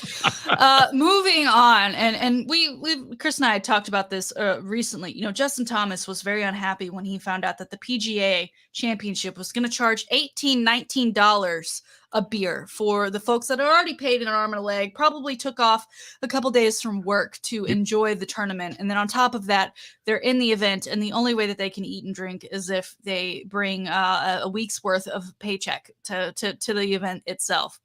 Well, on top of that, there was a story floating around over the weekend at a New York airport that they were charging $28 for beers. Now, since then, they've now said, okay, listen, that's too much. We can only upcharge by 10% of what they're selling for on the street. Listen, sporting events, especially with the rise of technology, right? Everything I feel like is going up in price. But for sporting events where you're paying to get into the venue, to see the event, and now everything's digital, right? So when you're buying those tickets, when you're transferring those tickets, you're paying a service fee, and you're paying, all the transaction fees. So the ticket itself is already more expensive, right, than just the good old days of here's $20 cash and get me in the door and hand me my physical ticket. Now the concessions are charging so much for beer and other items, and then they're also digital. So they also turn around and they're like, would you like to tip? And I love when they have the automatic tipping options, and they start at $20 20%. I'm like, I'm sorry, did I miss the white tablecloth that was here? Did someone grind pepper over my Bud Light? Because I don't remember getting that kind of service while I asked for you to reach behind you in the fridge and grab me a cold one. And then I'm just parking, right? Parking, they gouge for parking because people have to go somewhere, and they're like, oh, you can use all of these other options like an Uber or public transport, which they're also gouging because Uber prices go up when events are going on and things like that. It's all over the place. And for sporting events, I think it really takes it away. And when broadcasts are getting better, when TVs are getting better, when the image and quality all around is getting better to watch a game at home, I think you're going to start alienating the casual sports fans from going to games. It's become, almost like we talk about the haves and the have-nots in the world of college football. It feels like it's becoming that in the world of sports for those that attend games and attend games in a certain way, and then those that just say, you know what, it's not worth it. You're so right. And first of all, kudos to Justin Thomas. You want to be a fan favorite. You want to be a champion of the people. Just tell folks that they're charging them too much money for food and beer and things like that. And this kind of makes me really uncomfortable because everything you said is completely accurate. And it's true in every sport, but I think golf has a particular problem, and maybe this just kind of goes back to the psychological underpinnings of my youth. But I am very anti-elitist. Elitism really rubs me the wrong way. And in no sport is elitism reflected more than it is in golf. And it's really sad because when you think about it, the origins of golf, what could be more populous than that? Let's tie some feathers together and go get a stick and whack it at something. I mean, that's beautiful. That's pure. And this gets so elitist. And, we hear of people getting charged $28 for a beer. Not only are they people at major championships willing to pay $28 for a beer, they're kind of proud of it and they're kind of snobby about it. And I truly love golf. I think it's one of the most physically, in a lot of ways, don't get me wrong. When I say physically challenging, I'm not talking about like, running a 4-minute mile. But to coordinate all of that and keep it together for 5 hours and have that do to your mind what it does, it's a very demanding sport. And I love watching it. And I was glued to the PGA yesterday. But if there's one thing about golf that bugs me, it is the elitism. I am so with you. Yeah, there are probably some people who showed up to that event, saw the beer prices and said, oh, hey, it's only $18. What a deal. What a deal. Not me, though. That would not be me. I'd be like, okay, I get one beer today. Which one is it going to be? And when am I going to time it out to get it? That would be my way of doing things. All right, finally today, just another reason to love Peyton Manning. A weird weekend with the weather up in Colorado. It snowed and it snowed quite a bit. And it's May, folks, by the way. I think most of the ski resorts are closed and have been closed, but they could have opened up with the amount of snow that they received over the weekend. And because of that, it's also graduation time. Lots of high schoolers getting ready to graduate. A lot of college commencements were taking place over the weekend. And a former NFL wide receiver, Brandon Stokey, he has a son that was graduating. They were going to have a graduation party and a big celebration, but because of the weather, so many folks were unable to attend, so they just canceled the event. But Peyton Manning, being Peyton Manning, showed up out of the blue. He did not cancel. He showed up to take a photo with Brandon Stokey's son and to be there and to congratulate him. What a guy. I mean, obviously Peyton Manning has the funds to get wherever, whenever he needs to be there. But for him to do that for his former teammate's son, especially when they had to cancel and graduation's a big deal. I don't care who you are and if it's college or high school, it's a big deal. So Peyton Manning, an extra high five today for that guy. Cause I mean, what's not to love about him? Well, and Stokely was a stud and really was known as a great teammate. So like you said, that is so Peyton of him. And it's funny, my brother-in-law lives in Colorado. So we're just, we're walking around Saturday morning and all of a sudden we get this picture texted from him and there's like snow everywhere. What is up with this? It's late May. I don't understand it. I will say that it got down to 80 here in Houston and that was fun. I enjoyed that. I don't know how long it's going to stay that way. Did y'all get a ton of rain over the weekend? in No, San we got Antonio? Because I all kept kinds seeing of weather lightning and reports. thunder, and we got Okay. all the stuff we didn't need and none of the stuff we did. We got no rain, at least at our place. Oh.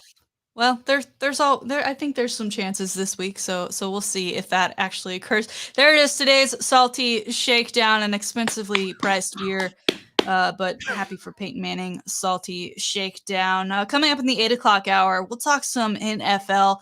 Deshaun Watson had his boys' trip to the Bahamas. We'll talk all things that came out of that. Some other Browns news. A new home for Austin's own Nick Foles could be getting done this week, as well as so much more. We'll talk a little bit about that PGA Championship. Justin Thomas ultimately won that one, which means I won too because I picked him. Just another reason that I'm the greatest of all time when it comes to picking things that do not matter, that I don't put money on, so it doesn't really affect me in any way. But you're listening to the Chris Duel Show. If you want to give us a call, 1-800-707-9760. We'd love to hear from you. As always, the talkback feature, which sends us instant feedback from whatever you're feeling. If you want to talk to Coach A, if you got a question for Coach A, he gives great life advice. Go ahead, use that talkback feature and send us a 30-second clip. The Chris Duel Show. We'll see you on the other side. Ticket 760 AM 1300 The Zone.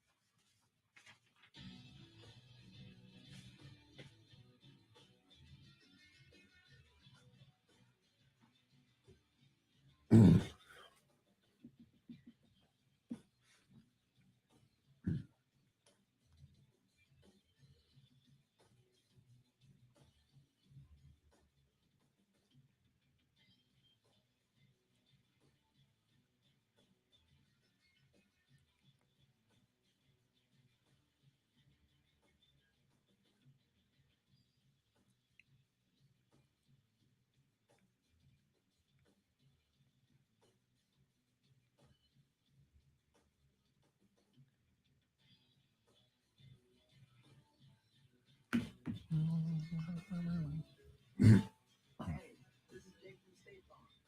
Since I'm all about being a good neighbor, I want to let you know that some other car insurance companies are increasing their rates in your state. So it's a good time to check your latest bill. But don't worry, your bill's gone up and your budget's busted. This is State Farm for surprising great rates. Problem solved. Surprising great rates. Like a good neighbor, State Farm is there. Call or visit statefarm.com for a quote today. You've got bugs. What's your room? Or copy fan? Or a simple quiz? Bugs for your kids and pets? Will it be ingredients you can't pronounce? Or essential oils? Follow the bugs, not your family. Zero uses essential oils, which have bugs' biological systems, so Zero kills bugs. Plus, is safe for use around people and pets when used as directed. Zero, people friendly. Bug deadly. Now at a store near you.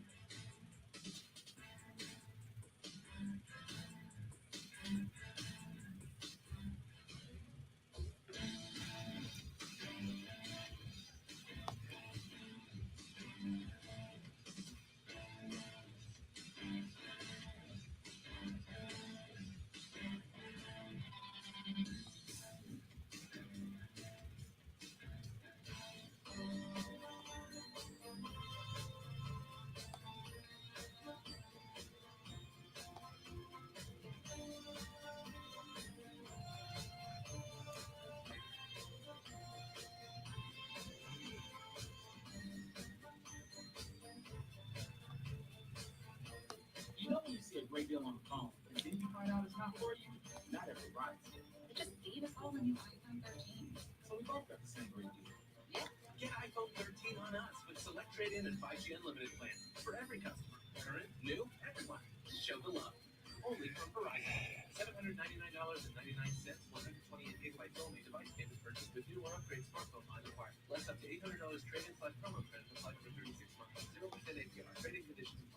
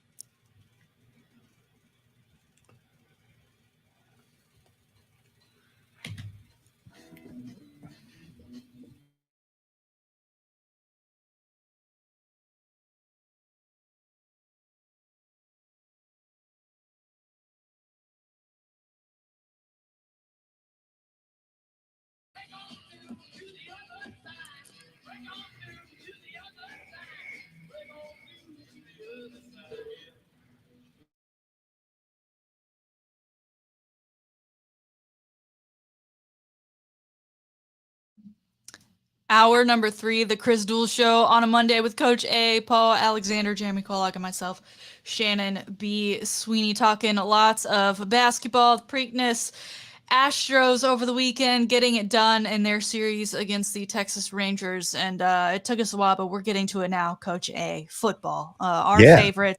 We talked about what we did over the weekend, and none of us mentioned the USFL. I know they've made a couple of headlines here and there, but with the XFL coming, do you see it lasting more than the season we're having right now? I think it's very much in question. And, I did start out watching the USFL, and I actually thought their initial product, given the fact they had limited time to put it together, was pretty impressive. And I've tried to sample some games, and it looks to me, honestly, like the quality of play is in a little bit of regression right now, that maybe it's not even as good as it was a couple of weeks ago. If you look at the systems they're running, they're extremely basic. I mean, they just really could not be any more vanilla. They're having real problems protecting the quarterback. And there's just all these wide open spaces. You look at NFL football, and if you're trying to sneak a receiver in an open space, sometimes it's the size of a shoebox. Mm-hmm. I mean, they're just these gaping holes in the secondary. And, I do think that the effort level is pretty good. And, some football is better than no football for sure, but I do think they've taken a step back. And Shannon, I think you're exactly right. The XFL starting next year is going to have so much more behind it from a financial standpoint, from a planning standpoint. It's hard for me to see both of those leagues surviving. And right now, at least on paper, it would seem the XFL would be the superior product. When you say vanilla, I think of college spring ball.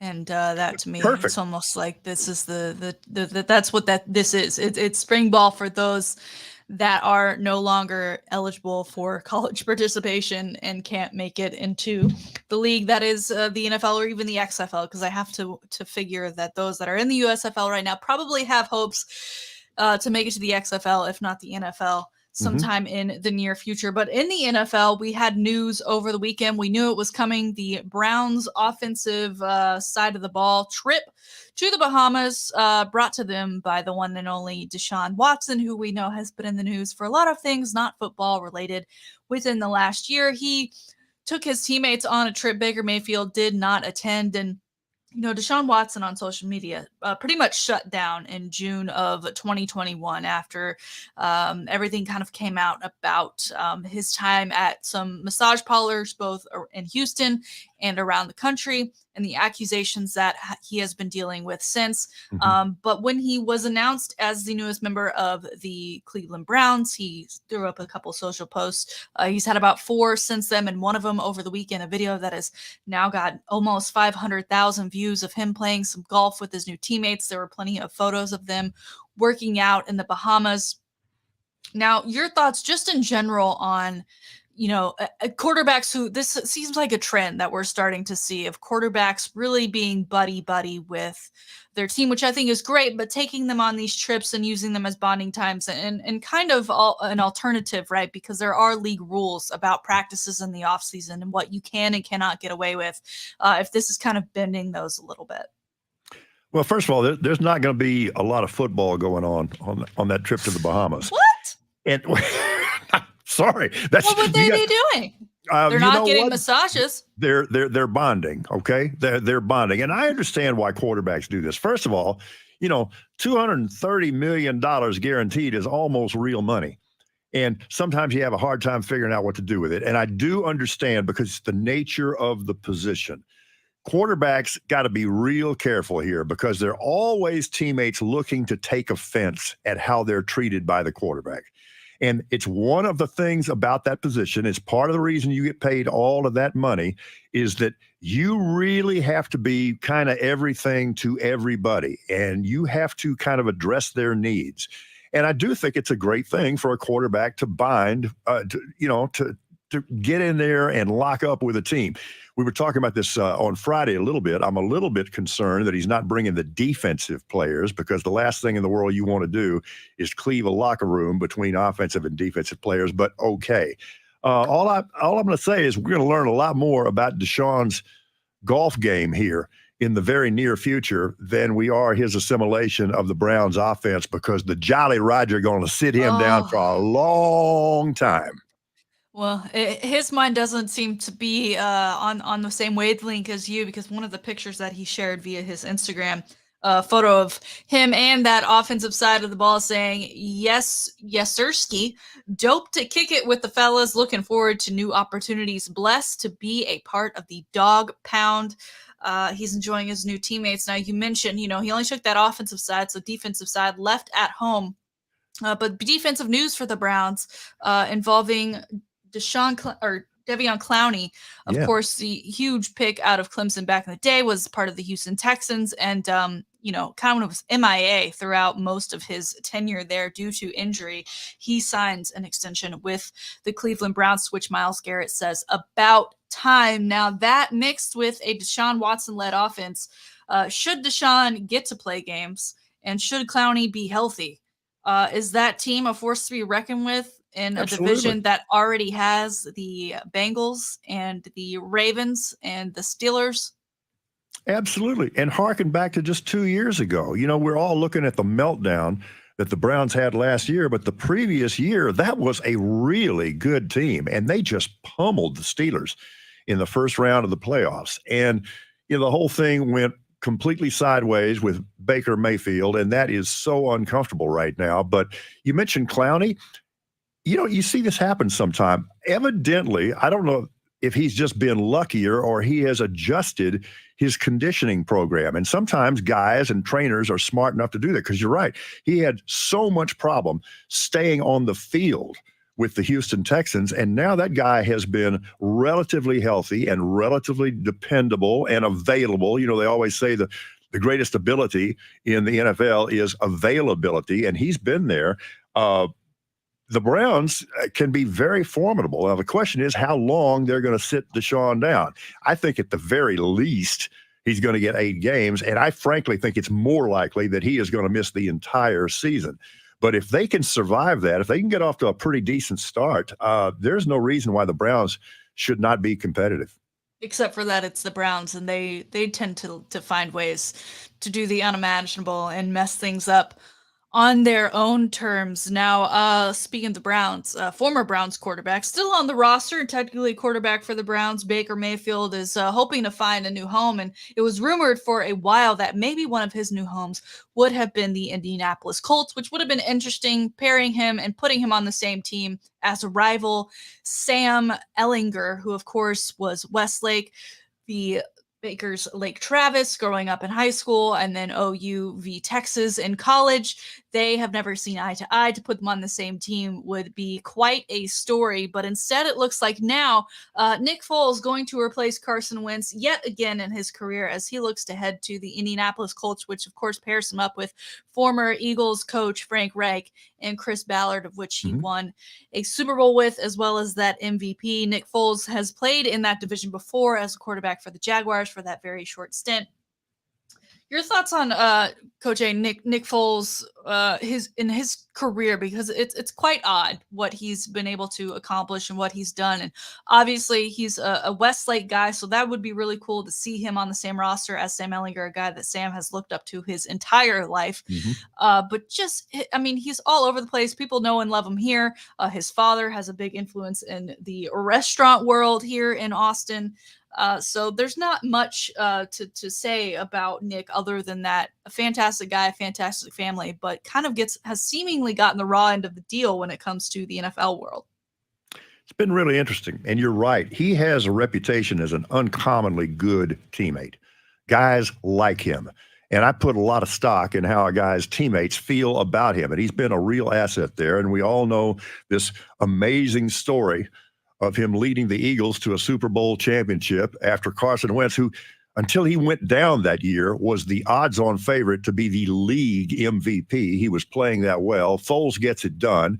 He outperforms Tom Brady, and he truly did. And it was an amazing performance that day. The curious thing, though, is that he's had a hard time leveraging that into a consistently successful starting quarterback role. And you kind of wonder why. But as for this latest move, Shannon, Jeremy, I think it's absolutely perfect. This is a great fit. You know, the Colts have Matt Ryan, which I thought was a brilliant move. Let's not forget I can remember conversations we've had on this show. There was a point last season when we were all saying, if there's a dark horse out there that you better look out for, it's the Indianapolis Colts. They were playing that well. And then they have that meltdown in the final game of the regular season where all they got to do is beat Jacksonville and they're in and they can't get it done. But that still is a really good roster. I am a huge Frank Reich fan. I think he is a great coach. And there's not going to be any friction here between Ryan and Foles, so that'll work. Foles has all of that experience.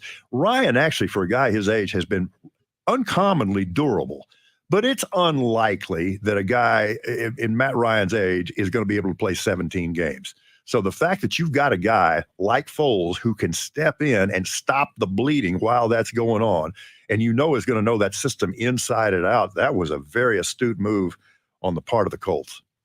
Yeah, I think it's a great move. If anyone should be upset about it, it's probably the Houston Texans. I think Nick Foles could have helped them out by even joining that roster, and obviously him being now in their division, but on the other side of things, as they look to make their way back from a pretty historically awful season for them.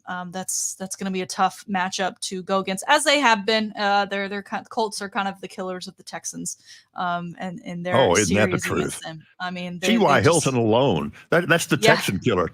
Please get T.Y. Hilton out of my face, please. That guy's been amazing against Houston. Yeah, which is so funny because he's also one of those guys that he's either on it or he's not. And when he's not, I mean, it's where is T.Y. Hilton? And yet for the Texans, he has always seemed to show up and show out. Other news in the world of football, of course, last week, Saban v. Fisher. I mean, I know a lot of people have been talking about Johnny Depp v. Amber Heard, but come on, Saban v. Fisher. And then you throw in Deion Sanders, and we have someone else in the mix now. Hall of Fame college football coach Steve Spurrier, who has taken sides here. He is Team Saban and basically said that before Jimbo couldn't have said anything. But because Jimbo did beat Saban this year, he feels like he has all of the backing in the world to be able to come out and say this, that he wouldn't be saying this had he not beaten Nick Saban. He went on to say he didn't beat anybody else, so it's not like he can throw anybody else under the bus. So Steve Spurrier taking a side here. Now on Friday, Coach, you said you were not going to take a side, but why does Steve Spurrier feel the need to inject himself into this into this argument that's really gone public and very quickly? Because he can, and because he's Steve Spurrier, and he is the ultimate pot stirrer. I mean, you absolutely knew that was coming.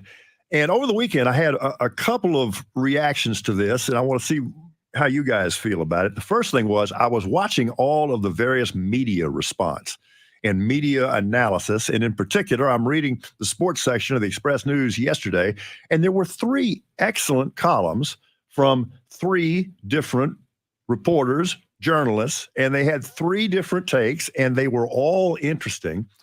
And I think part of the consensus there was we shouldn't overblow this. We shouldn't, pretend like this is the first time there's been this enormous feud between coaches.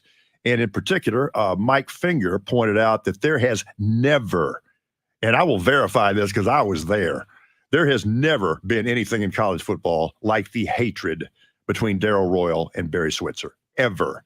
I mean, you can talk to me about Woody and Bo and all that kind. No 2 dudes have ever hated each other like that. And it got so severe. This is hard to remember. Darrell Royal, legendary Hall of Fame coach. He coached his last football game when he was 51 years old. You know what I call somebody who's 51 years old? Puppy. I mean, it's just amazing because I have all the respect in the world for Coach Royal, but it got so hard on him that it literally drove him out of the profession. They hated each other. Now, I don't doubt anything about the sincerity right now of the animosity that Fisher is feeling towards Saban. He's not faking any of that, and I understand exactly where he's coming from. I don't understand exactly what Saban's motives were. I do think it was unfair. And to his credit, Saban has apologized for singling out A&M and Jackson State. So that's going to be kind of what it is. But when people say this is no big deal, we've seen it before, I'm going to gently and politely disagree. It's a big deal, and it's different because of the subject matter. This isn't just personal animosity. This has to do with the foundation of the sport and where the sport is heading. And really, when you look at the Fisher-Saban thing, that's like the old Cold War mutually assured destruction. They're both going to behave right now because they know if they don't, they both get detonated. Here's where Saban messed up. You have ticked off Deion Sanders, and he's going to hurt you. And he has ways of hurting you. Saban will regret that. Well, and Deion, you mentioned him. Shannon Sharp was quick to point out, why are you coming after Deion? Like, first of all, y'all are supposedly friends and in those commercials together, but like just looking at the schools, you're at Alabama, right? Deion is, he is not at Alabama. He is not at another SEC. He's not really. I don't want to say he's not in the conversation, but when you're at this point of talking money and throwing teams like Texas A&M, where does Deion come from other than maybe he was top of mind because of their relationship that they have off of the field? It was just weird. And you talk about, Deion not being a guy you want to go after.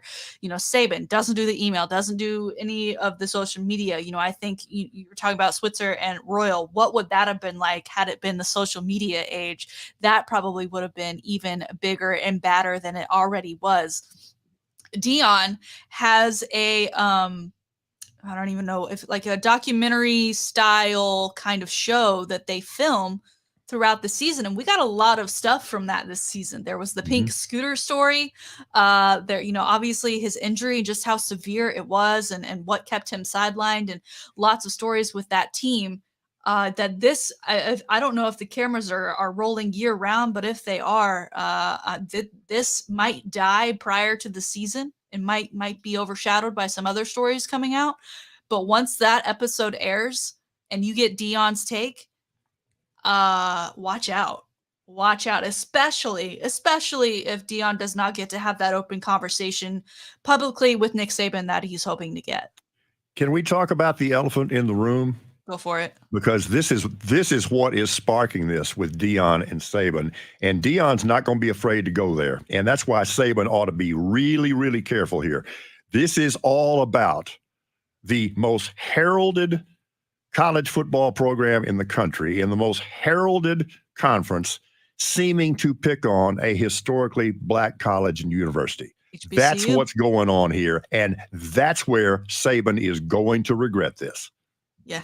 And one led by a guy like Deion, who has never been afraid to speak his mind, and a guy who, it feels like in Saban's words of what he said during that kind of fundraising event that ultimately turned into what we have in this argument.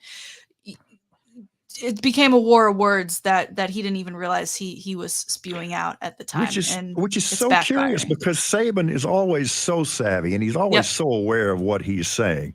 But the way this is going to be spun, and maybe accurately, is, wait a minute, you have Alabama whining that they're being abused by Jackson State. That is not going to play well. Yeah. And Deion is much like Jimbo, will defend himself, his players, and his university, and does not care what Nick Saban will think. I wonder if they've already filmed those Affleck commercials. I really do, because there's no way they'd be shooting them right now. It's the Chris Duel Show, talking Nick Saban v. Jimbo Fisher, the continuation of that and where it might go. One more segment left in today's show. If you want to give us a call, 1-800-707-9760. We'd love to hear from you. We will talk some more football and PGA championship from over the weekend, and then we will get you on to your Monday. It's the Chris Duel Show. Ticket 760 AM 1300 The Zone.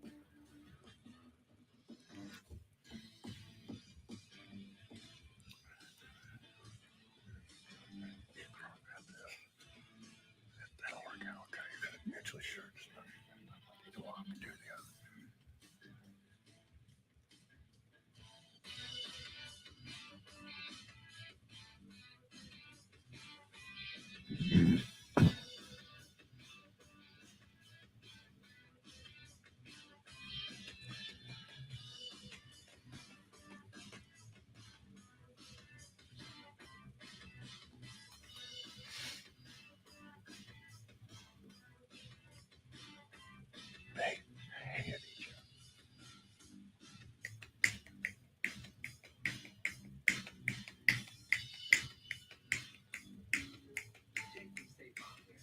Some other car insurance companies are increasing their rates to expand. But don't worry. Duel called out and switched to State Farm for surprisingly great rates. Like a good neighbor, State Farm is there. Call or visit statefarm.com for a quote today.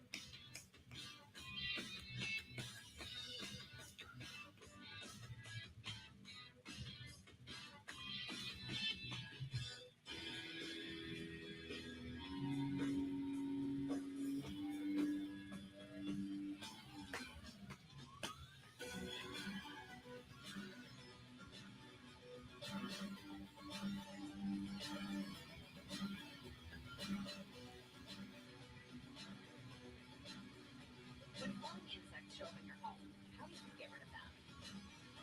Blocking every single one? Aimlessly swatting back and forth? Hanging fly strips in your living room? Ew, ew, ew. Instead, try Zivo Traps. Zivo uses light, not odor or chemical insecticides, to attract and trap bugs, working continuously so you don't have to. Zivo Trap. Bug deadly. Now at a store near you.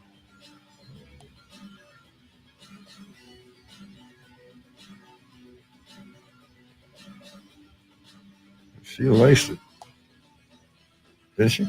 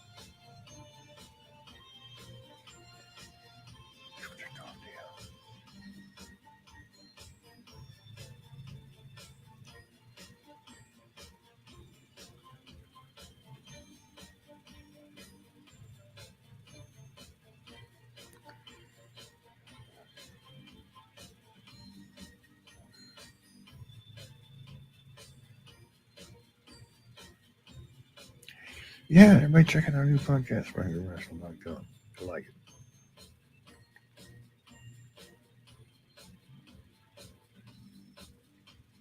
it. Brand new, dropped this morning.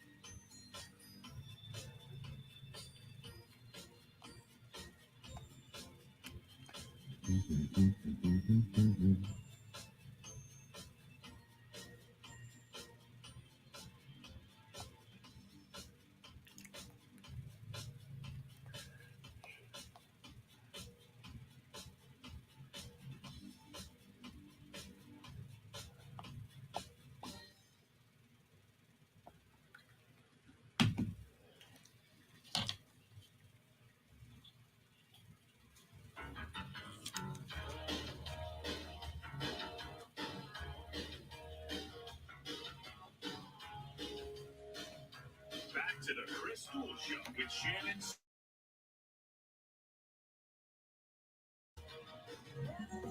Final segment, Chris Duel Show on a Monday. PGA Championship action over the weekend. Justin Thomas wins again, and he's now put into the category, I think, of some of the best golfers in the world. You know, he was already considered to be great, but having another major championship added to that just puts him that much more into the conversation. But the big story of the weekend, Tiger Woods withdrawing after the third round. He was tied for last, 79th in the field.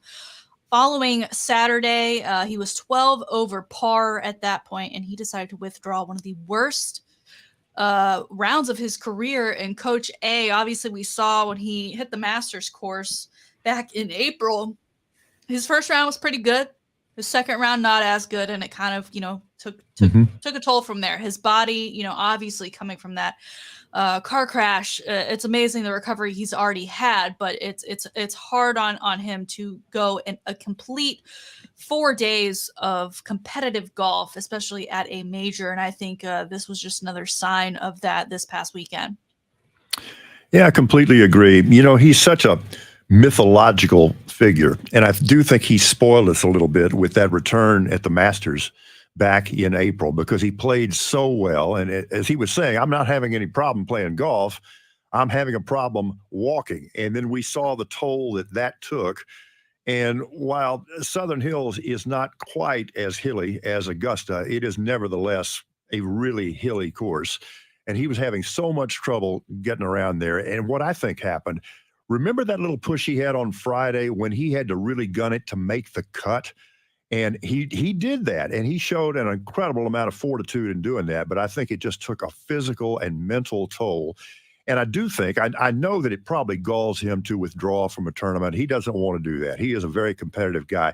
I think it was the right decision in the sense that you did not want to risk further or possibly permanent injury, and you may have done that. And he ends up shooting a 79 on Saturday, which, for him has got to be absolutely humiliating. I mean, let's go ahead and say that. So obviously we wish him well going forward. We're hoping this is just kind of an acute injury here, just a flare up of this, as opposed to something that's going to get worse and worse and worse. But clearly he can't play in that condition. I heard a couple of people on the PGA telecast yesterday saying that he might be ready for the Open Championship in July. And then another commentator said, look, don't rule him out yet of the U.S. Open, which is coming up next month.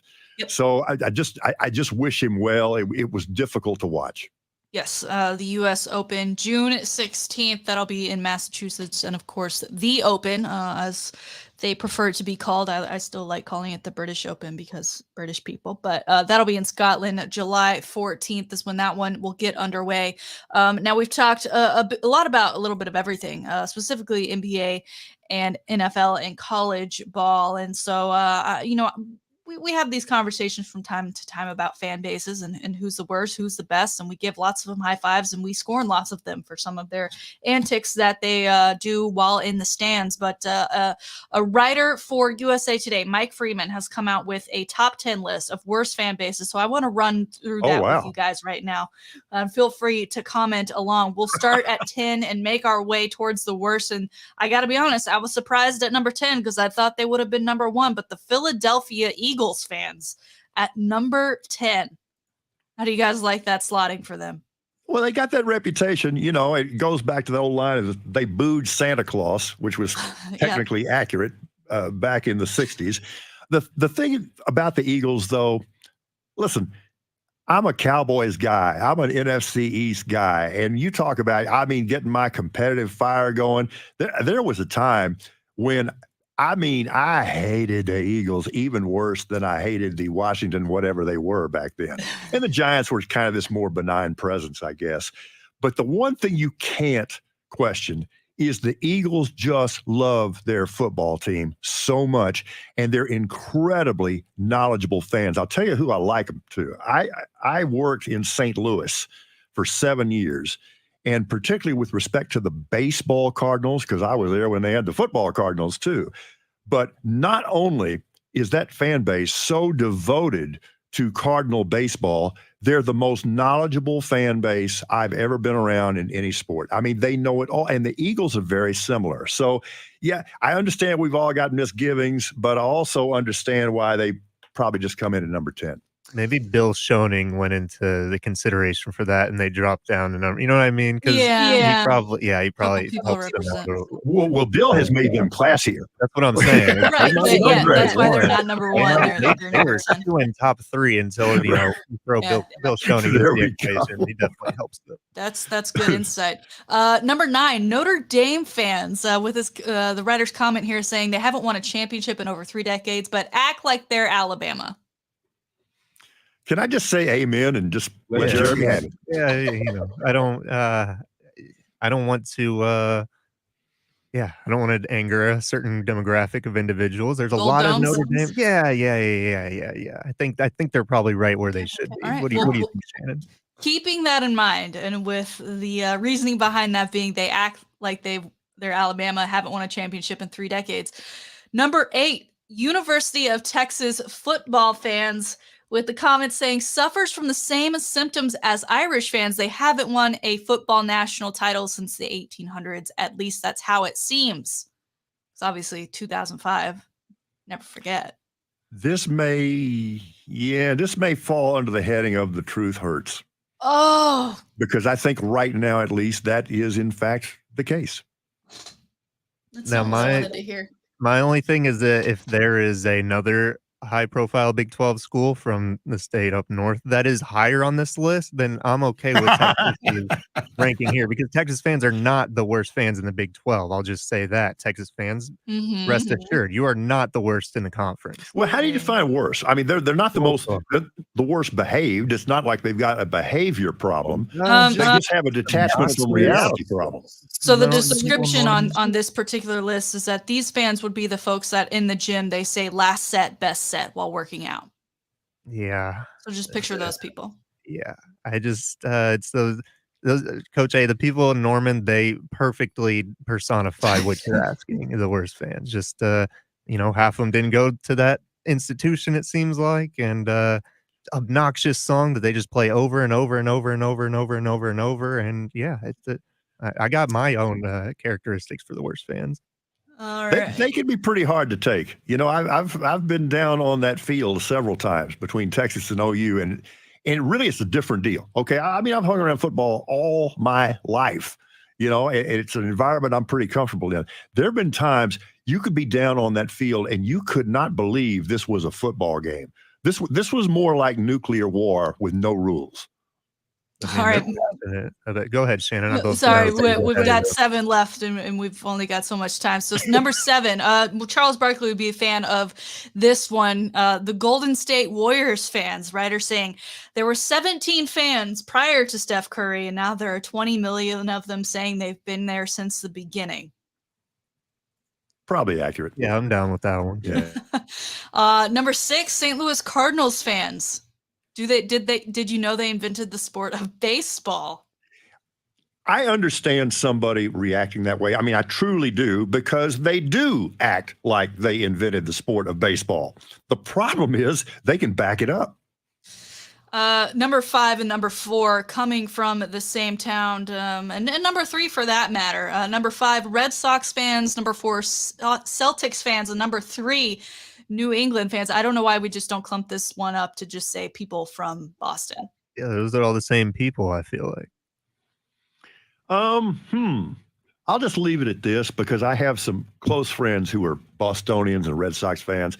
You know, the old thing we always go through as sports fans, which do you prefer, Wrigley or Fenway?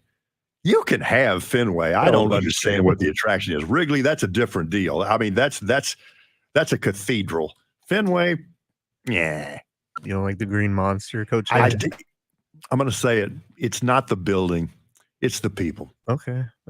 Well, that's they're probably in the right place on this list. This is fan base. So there you have it. All right, number 2 on the list, worst fan bases in the country, Dallas Cowboys. And while I'm not surprised to see them high up on the list, with the reasoning being in August, it's fans saying this is our year back in the Super Bowl. I don't agree with the back half of this that says in December, Cowboys fans start saying from the other side of the room, I'm going to switch and become an Eagles fan. I have never known Dallas Cowboys fans. I know we get disappointed. I know we do the thing with the Super Bowl in the early fall, and then it all comes apart. But I have never known a Cowboys fan to be that deep in the depression to say, I'm going to be an Eagles fan.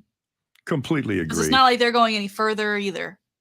The one thing I do find pitiful, and again, I'm part of this pitiful, okay? I'm a Cowboys fan, but the one thing that really does hear me cringe is when I hear Cowboy fans who are maybe young enough that they've never experienced a Super Bowl championship, okay? And they give themselves solace by saying, well, we still lead the NFL in sale of merchandise, and we're still America's team. Folks, if that's your song, that's pathetic. Remember when football used to count in football?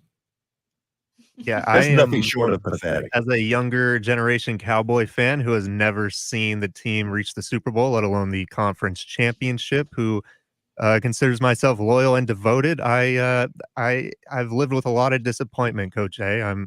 I do not subscribe to the way of thinking that you just presented. I'd like to present the theory that me and my fellow Cowboys fans who have never seen a shred of success that you, even close to the amount of success that you remember, that we are the most loyal. I mean, we stick with them. We stick through all Jerry Jones's stuff, and it's not like we have a lot of reasons to. What's our motivation here? We just do it. And if that makes us obnoxious, then so be it. No, I think there's a lot of validity there, and I respect that. But again, it's like the Cowboy fan will say, well, we still lead the league in television ratings. I thought we were playing football. Yeah. And I agree with Jeremy there. I mean, I was technically alive during those 90s wins, but I was not conscious or aware of anything that was going on. All right, number 1 on the worst fan base list. It's very topical, being an NBA team currently in the Eastern Conference Finals. The Miami Heat fans, and the reasoning behind this actually has to do with the Spurs, saying these fans have the honor of owning one of the most unintentional, hilarious moments in fan history. That game 4 at the finals against the San Antonio Spurs, on which the Spurs were leading the Heat. The Spurs, Manu Ginobili headed to the free throw line. At that point, Heat fans, who likely arrived 90 minutes late, started leaving the arena. Ginobili went on to only make one of those free throws. After that, all hell broke loose, and the Heat turn around to take it over to overtime and win. Heat fans that had left early were then locked out of the arena and could not get back in. Twitter was ablaze at that point. I think it's funny that Heat fans, because I don't know when I think of number 1 fans, as far as worst fans in America, that the Heat would come to mind. But for something like this, I mean, they definitely deserve the spot on the list. That's one of those places where it's all about just being seen, and it really doesn't have anything to do with your team. So I get where they're coming from. Yeah, I feel like there are some passionate Heat fans out there because I've met some, but there's some Heat fans that just overshadow them, and they leave their empty seats in the first 10 rows for every national televised games, it seems like. And for what you mentioned, Shannon, they are early leavers. They are. I know there's other things to do in Miami, but that doesn't mean you're a good fan. I'm sorry. Yeah. Any team on this list, or team fans rather, that were left out? We just went through the top 10 worst fan bases in the country. Anybody left out that you feel deserves a number, or a 10 or better ranking? I haven't always been crazy about Miami Hurricane fans. Ooh, that's a good one. Interesting. I'd like to know why. Is it the convicts versus Catholics thing? Is it back to that? That was kind of part of it. And by the way, I hope you guys saw that documentary, that 30 Yes. for 30. Yes. That was unbelievably well done. It was just absolutely great. So I'm not trying to make angels out of somebody else, and I'm not trying to demonize everybody at the University of Miami, but that flat out got out of control. Yeah. Dare I say, Jeremy kind of alluded to it, like Oklahoma fans are a special breed of, I don't even know if we want to call them human. But I think honestly they're not on this list because they're not big enough. They're not famous enough. They're not really known enough unless you are a part of the Big 12. So therefore I say, you didn't make the list and Texas did. I like that. I can roll with that. Works for me, yeah. I mean, I'm just saying. And Coach A has been lucky enough. I've been to plenty of those games, Coach A, but I'm very impressed that you were on the sidelines. What's the last Texas OU matchup where you were on the sidelines of that game? The last one that I really remember was vividly was the 78 game. And keep in mind, the previous year was 77. That's when the Horns win. Earl goes crazy. You get the long Russell Erkslavin punt. Texas wins that. They beat Arkansas the following week. They run the table. They're number one in the country. They go to the Cotton Bowl and get beat by Notre Dame. The following year was Billy Sims' game. And guys, I'm going to say this, and we'll say this for another time.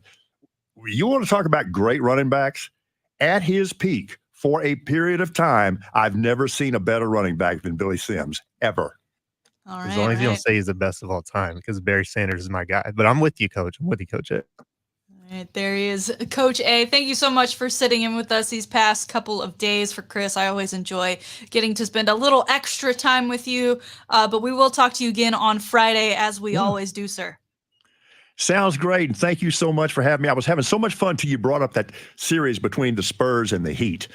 So now I'm kind of creeping out of here the way I am. But again, thank you very much. If you get a chance, check out the new podcast at radicallyrational.com. Check it out. Look him up on Facebook. Jeremy, thanks for piecing this all together for us as I am still coming to you from Houston. We'll do this in 21 hours. Chris Duel will be back from his concert travels. He's been touring Austin for the past couple of days, taking on the Eagles and Daryl Hall. So we'll get the scoop from him on that. Get to the podcast page, Chris Duel Show blog, and all the things Chris Duel Show over on Ticket 760 AM 1300thezone.com. We will do this again, 21 hours. Adios.